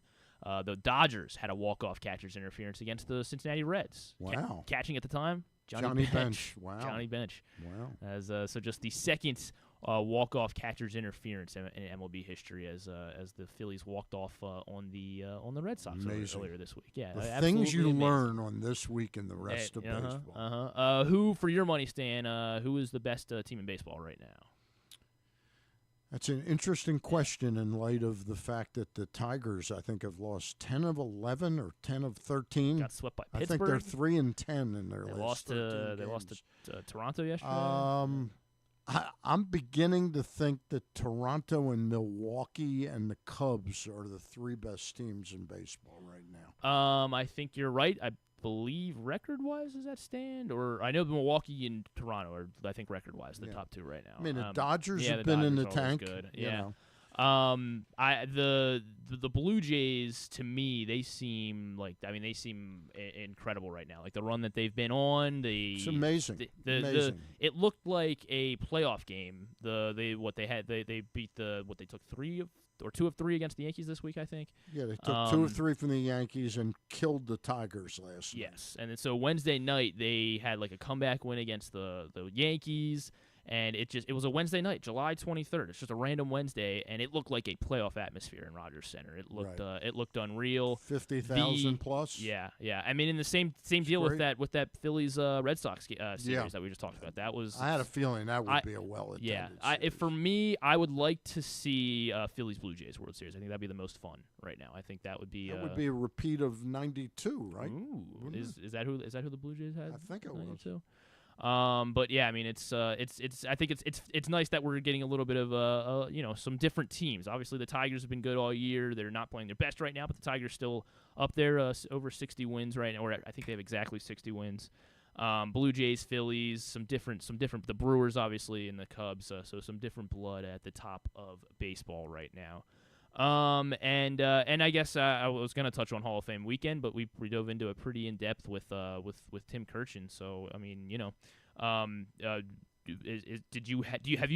you have any specific, like, any personal stories with Ichiro or CC or Billy Wagner? Or? Well, Billy Wagner, when I was on the Masson show for about a year and a half, I was on the Mid-Atlantic Sports Report. Through two Hall of Fame cycles, I was really championing that Billy Wagner was the most deserving guy that was being overlooked, and I thought it was sad that he had to wait the full 10 years and go through that kind of, sweat over something that was obvious to me. Yeah, I thought he was an obvious Hall of Famer. And Tony Oliva, for me, who did finally make it about 5 years ago, I thought he was one of the most deserving players, and I agree with Tim. Dick Allen's numbers, they got skewed, but I'm telling you, I know I read some pieces about him and racism. He had a lot of stuff play on his head. So much light was shown on the players that first made it to the major leagues. Jackie Robinson, Right. Larry Doby, Roy. and then Willie Mays, Frank Robinson, Hank Aaron, the indignities they had to go through. Dick Allen suffered from a lot of racism, and I think it really skewed his numbers. But a Hall of Fame weekend will be going on all week up in Cooperstown, as we talked with Tim Kurkjian, and I believe that's all I got for this week in the rest of baseball. CC Sabathia, well deserving, but I I can't stop thinking about the fact that he hit Nick Markakis on purpose. So you wouldn't have voted? Would you have voted for him ever then? We'll work through it. Yeah, we will work through it. Maybe we'll get John Colson on. Maybe we'll get John Colson, the next best thing. Yeah. We'll be right back here on DCR.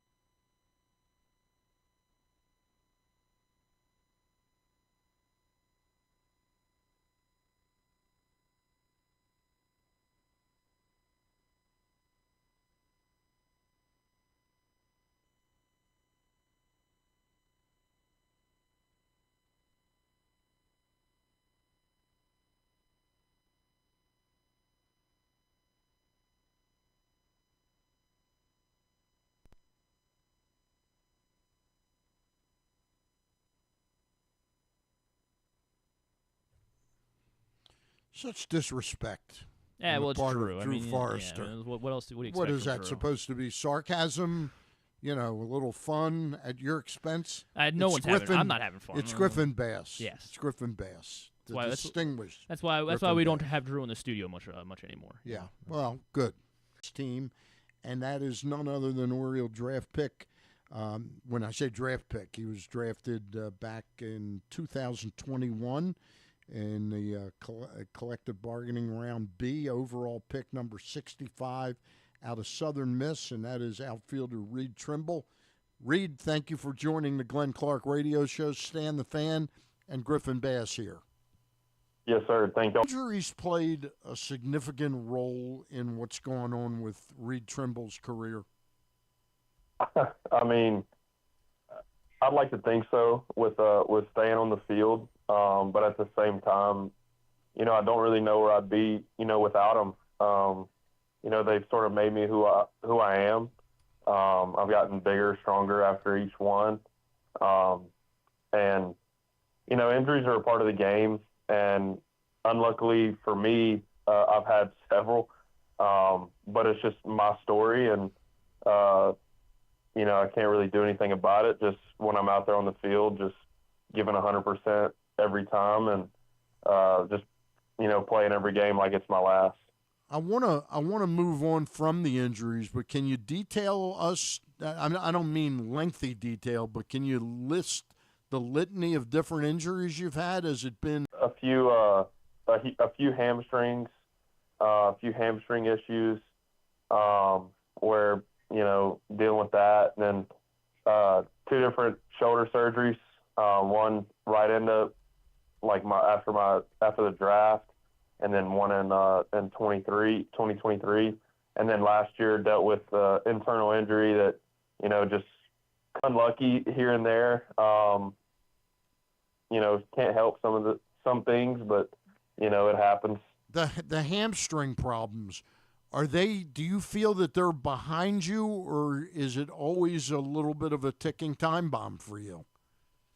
Well, I mean, to start the year this year, I felt great. It happened in the first game of the year in Altoona. It being cold, like getting used to the cold, running, and I thought I was in a really good spot coming out of spring training. Felt great, legs felt great, and just ended up, with DH in that day as well.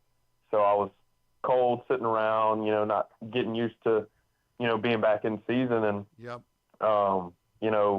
Like I said, I play every game like it's my last. I'm always hustling, trying to just play the game the right way, and just felt it going down first. And I think they're behind me. I really hope they are, because I want to doing them the same now. So hopefully they are behind me. Reed, I know you've gotten, I feel like July has looked a lot better for you, obviously. You're finally getting some more consistency. And when you are on the field, I think a big part of just looking at the numbers a bit, and you can tell me if I'm wrong, but it looks like a big part of your game is your prowess on the base paths. Last year, you had almost 30 steals a year ago. How important is it for you to be hitting the ball hard and it being like balls getting caught? Can't really help that. Just, control the things I can control. But, getting on the bases, I love stealing. Just getting up there and, taking a bag, whether it's taking second, taking third. It's a big part of my game. It's a big part of this team's game. A lot of the guys on this team, big part of the Baysox game as well. Yeah, I mean, you were part of that Aberdeen team a year ago. It felt like you guys were stealing 4 as a team, 4 to 5 bases every game. Is that something the organization has come to you guys, and do they almost greenlight everybody? How or is it that's just the type of players that the Orioles have targeted? It's drafted a lot of guys that can really, really run, that are really athletic, and like guys here like. When Enrique's healthy, obviously, like he's stealing bases. Tavian Josenberger, Doug Hodo, like those are just the guys that come to mind. That anytime we're on base, we're probably taking a bag, and you're seeing it a lot more with guys that But I do think it's a lot of like how we've drafted, like getting those real good athletes. We're talking with Reed Trimble, Orioles prospect. He plays at Chesapeake, with the Chesapeake Bay Sox. Have you had any doubts about your abilities because of this litany of injuries you've had, or do you still have the same confidence level you had when you were drafted? I've never doubted my ability one time. When I'm out there on the field, I know, and there's always doubts, about staying healthy, but there's never been a doubt about, my ability that I've been blessed with. I'm really lucky in that sense, and but no, there's never been a doubt about my ability and about playing and anything that comes on the field. As this interview's gone on, clearly I've centered around your injury history. Are there parts of your game, you're 25 years old now, do you still feel like you need to work on parts of your game to get better, or just getting the luck of the draw where you stay healthy? Now, I don't have anything more to work on. Yes, sir. As a baseball player, then I'll word it that way. Okay. But everybody's got something to work on in that sense. I can be better at, X, Y, and Z, and then stop working on something. There's the guys in the big leagues, you'll turn on MLB Network or something, and you'll see them taking BP, and they're working on lefty sliders, on the field, on the machine. Everybody's always working, picking something to do someday, whether it's a lefty slider out of the machine or a certain drill, when you're doing cage work, everybody's always working on something. And, I don't want to be that way whatsoever. You'll lose that if you do intend on just, giving up on that. And, but yeah, everybody's got something to work on for sure. Especially myself. Yeah. Something that does stand out looking at your numbers this year, most home runs in at least in pro ball in a season so far, with 9 this year. Reed, is power something that you also were trying to tap into this year, or is that just kind of just a natural progression of where you're at right now? Yeah, I don't it's just the fact of staying on the field. I never try and go hit home runs. I'm trying to hit line drives, and it just so happens that a couple of those line drives have gotten out, and then a couple of them have not been line drives, and I've sort of clipped them, and they just travel out. But yeah, I'm not going up there trying. Game, I notice you're a switch hitter. Are you, what are your splits? Are you equally adept on both sides of the plate, or is one side your stronger side? I like to think I'm pretty equal. I've hit a couple homers from the right side this year. Just honestly, just don't see as many lefties. Yeah. So in the cages and on the field, still work on certain things, and but yeah, I think I'm pretty even when it comes to that. I want to be a really good hitter from both sides. Obviously, I got probably better stats from the left-handed side just because, I'm hitting there probably every day, so, it's just part of being a switch hitter. Last thing I've got for you, and then Griffin's got one more. Positionally in the outfield, are you equally adept at? My favorite, I'd probably say center field. Yeah. But I think I'm a pretty good outfielder when it comes to getting good reads and making good throws when I need to, and getting the ball in fast. But yeah, I think I'm pretty even when it comes to all three of those spots. The Bay Sox, they're away the rest of this weekend, but next week they'll be home all next week back in Bowie Sunday for Run the Bases over at Bowie to check out the Chesapeake Bay Sox. And then Reed, just kind of to try to get to know you a little bit more, man. I mean, we know you went to Southern Miss, but what do you do when you're not playing baseball? What's an off day for Reed Trimble look like? Off day is really just hanging out, trying to recover, for that Tuesday, coming up. I try and move around, get in the sun a little bit, just stay moving.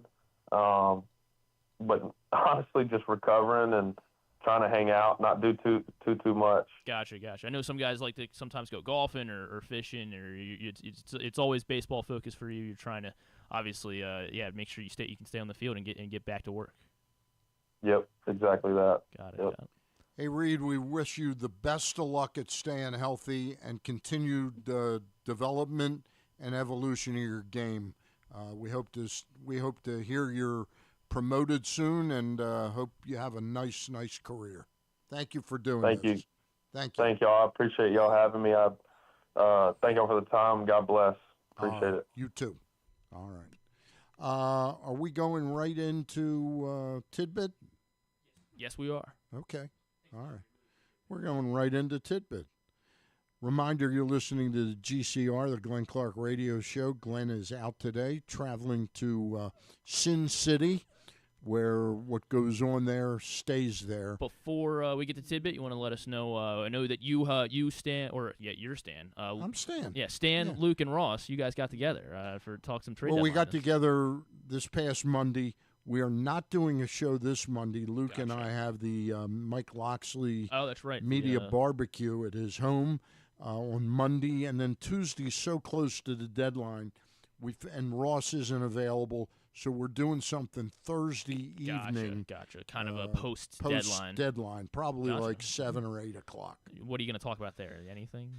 Hopefully we'll talk about all these acquisitions that the Orioles make. You can find those at Facebook. You'll be live on Facebook, and you can get them archived as well on Facebook, Pressbox's Facebook, as well as on Pressbox's YouTube page. Tidbit. Let's go with Bryce. So Bryce Harper this week hit his 350th career bomb. He joins a list of players 1, 2, 3, 4, 5, 6, 7, 8, 9, 10, 11. He is the 13th player to hit 350 home runs and draw 1,000 walks before his 33rd birthday. Is Manny Machado one of them? No, I don't think Manny's at 350 home runs. Did he just hit 300? Yeah, I think he just hit 300. So there's 13 that have done this. Yeah, so in 12 the guys. Yeah, 12 guys have 350 home runs and 1,000 walks before age 33. Yes. Carl Yastrzemski. No Yaz. I don't think he was on. No Yaz. No Yaz. Yaz. How about Willie Mays? Willie Mays also not on this list. Luis Pujols. Not Luis Pujols. Is Albert Pujols. Albert Pujols. There you go. Excuse me. Bless you. You're good. Okay. We've got one of them. Sorry, Harper was the 12th. Okay, so yeah, we've got 2 of 12 here. Albert Pujols and Bryce Harper. So we've got 10 more. Yes. How about Frank Robinson? No Frank R. No Frank R. I know Eddie Murray didn't have. Eddie Murray. Not Eddie Murray. There is another Eddie, though. Eddie Matthews. Eddie Matthews is on the list. I'm doing pretty good, You are aren't doing I? pretty good, yeah. How about you throwing one out? Well, I'm looking at the list. Well, close your eyes. Close your eyes. He's a famous actor today. Famous actor today. Yeah. Oh wait, no. Sorry, Jamie would be the actor. What are you talking about? Famous actor today? Well, he shares a last name with the famous actor.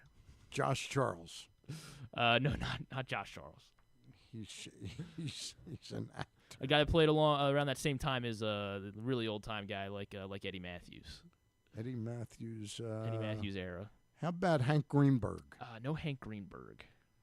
How about Even Mel further Ott? back. Mel Ott is on the list. All right. What number is he now? We're 5? 1. To go? Yeah. And there was no Willie Mays. No Willie Mays. How about Hank Aaron? No Hank Aaron. That one is surprising. I'm surprised Hank Aaron's not on here. More all-time greats, though, Stan. You can do it. All-time greats. Yeah. No Hank Greenberg. It's an illustrious list. How about Reggie Jackson? No Reggie. How about Babe Ruth? Babe Ruth is on the list. All right. Babe Ruth. 300 on the list. Yeah, of course. Oh, now we're marching right through them.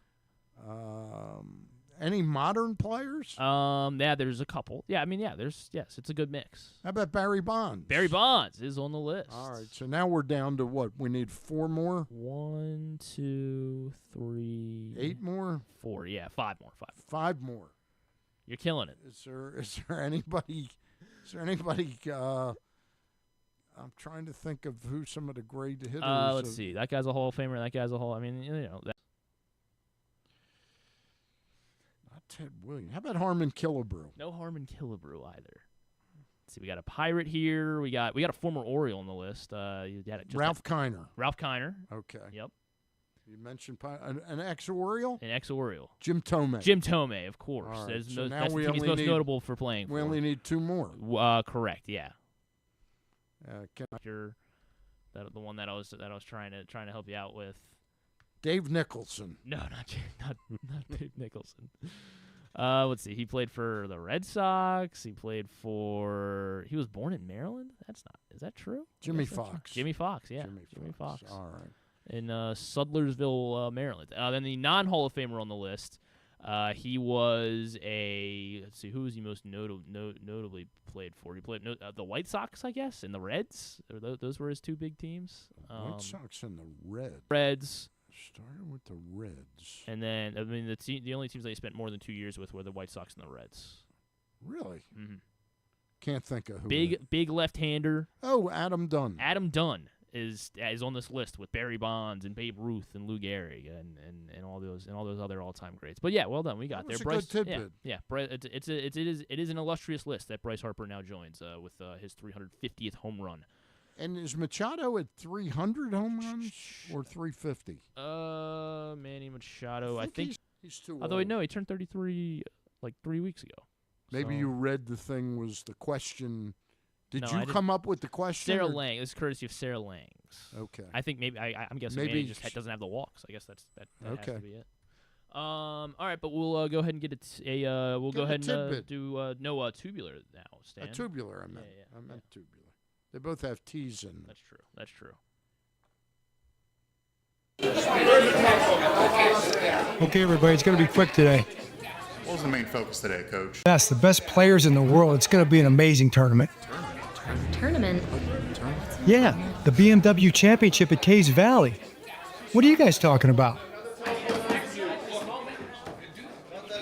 All they ever ask me about is football. Stan, all right, go ahead. You want to run down tubular for us? Or, Tubular. Yeah. I just watched a good series because I'm a big Bosch fan. There was a spinoff that had 3 seasons called Bosch Legacy. Manny is okay. Yeah, they did a They made the smart right call. thing. Yeah, they made the right thing. It just should have been a year before, Yeah. where they could have probably gotten Dustin May. Yeah, you might be Yeah. right. You might be right. Sorry, what show did you watch?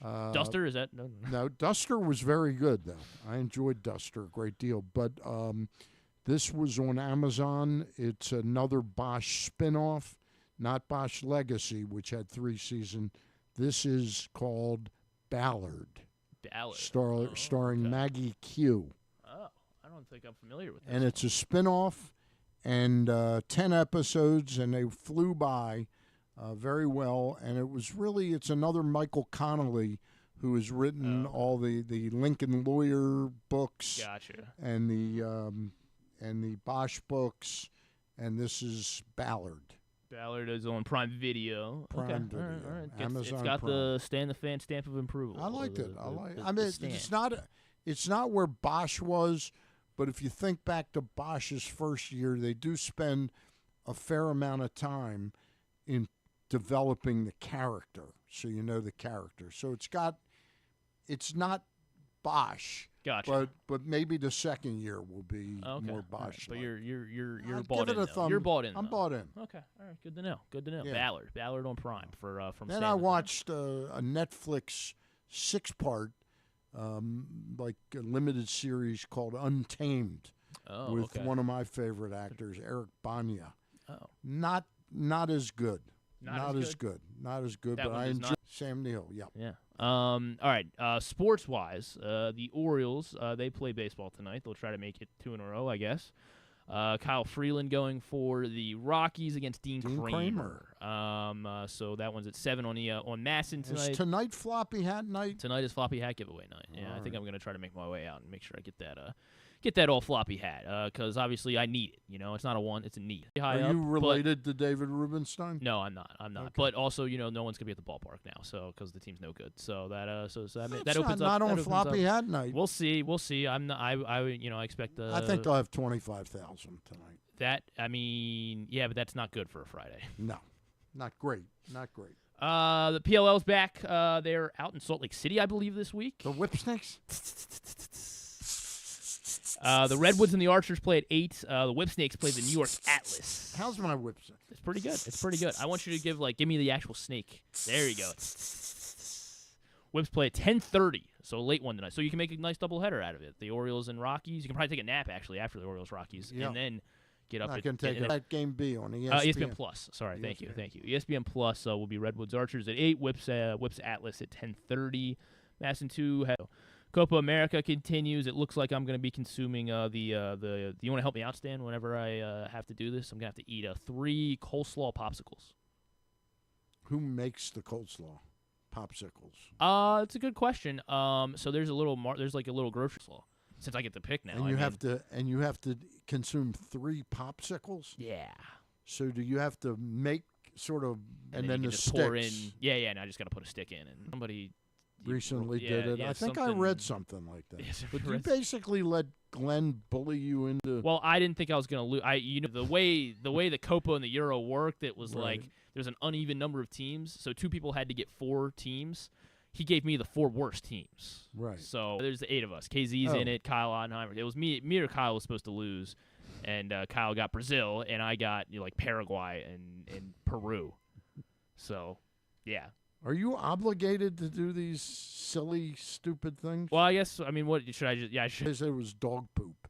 Well, would you do it then? I don't think so. I think I'd probably try to not agree to it. Why not pretend? Also, it's if we do dog poop, if we ever did, we're like, loser has to eat dog poop. It would be something that like is in our control. Like this was like a completely, again, allegedly, according to John Proctor, a random assortment of teams. Who did he get? I don't know, but he didn't get Peru and Paraguay. Right. Euro. Right. He got Ecuador and Venezuela, who each picked up a win too. So I got stuck with Paraguay and Peru. Paraguay did beat somebody. I guess Bolivia. I guess I got lucky I didn't get Bolivia, but none of my teams advanced. I'd say your doctor has told you not to. The real issue is none of my teams are advancing. So. Yeah, but you're not paying attention. Don't just. Well, the I'll get you a letter written from my doctor. You think you think Glenn's going to take that when I say Yeah. the 120 something in our little contest is saying, well, I can't. Yeah, your doctor. My health. Your doctor. Yeah. Maybe you're right. Maybe you're right. Maybe I should try to do that. So Copa continues tonight on FS2 Fox Soccer. What is the worst thing you've consumed so far? The pepper mayo sandwich. The Tom is it Tom Petty? No, Richard Petty. The Richard Petty not the Tom Petty sandwich. The Richard Petty. Apparently Richard Petty's mayonnaise and pepper. Mayonnaise and pepper on 2 slices of bread. Not pepper, does Glenn ever have to consume anything? Yeah. We have to punish. Thank you. Yeah, I got to work on it. We got to punish him for last season's football contest. Kicked by John Rollo. Kicked and punched by John Rollo. So that'll be fun. And are you going to video that? Oh yeah. We'll get DC City Open on the tennis channel. There's a PGA 3M Open that's on the golf channel for people out there. The second actor in that thing. Shooter McGavin. Is that him? Yeah, but kind of I don't swarthy know. looking guy. Yeah, I don't know. He's in his all the name. commercials that have to do with literally like whenever Subway. I see McDonald, He's good.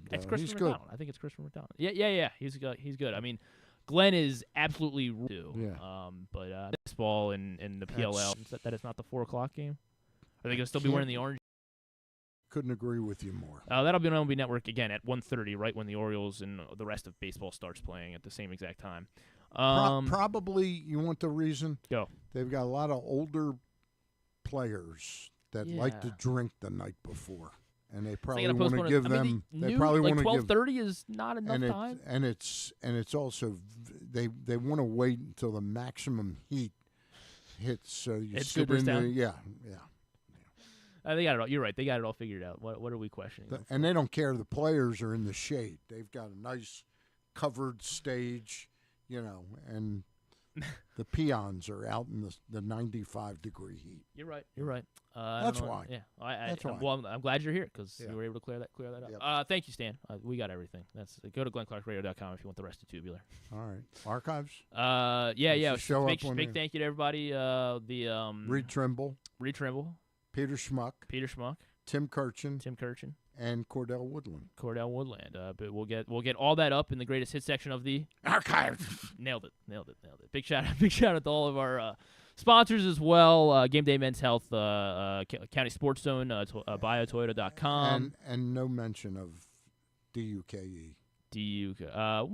Well, we have to. It's kind of. No, it's not. Well, we got to say somebody. We got to say somebody stinks. Yeah. Somebody. We got to say somebody does. Maryland 5-star. Not the Live Casino. Not the Maryland 5-star. The BMW Championship. HelpMyGamblingProblem.org. Costa Inn. We love them. They don't stink. They do not stink. Easy Pass. Problem Gambling. I already said them. And Classic 5 Golf Academy. Stan, thank you again. You're welcome. We'll see you. We'll see you on Thursday for your next baseball. Yep. For your next baseball. It'll Zoom. definitly be Luke and I. There's a possibility that Glenn could be traveling. Okay. So he might not join us. Gotcha. Okay? Gotcha. All right. Sounds good. All right. Go Orioles. Do we say that still? Go O's. Yeah. Go O's. Go Orioles. And go Duke.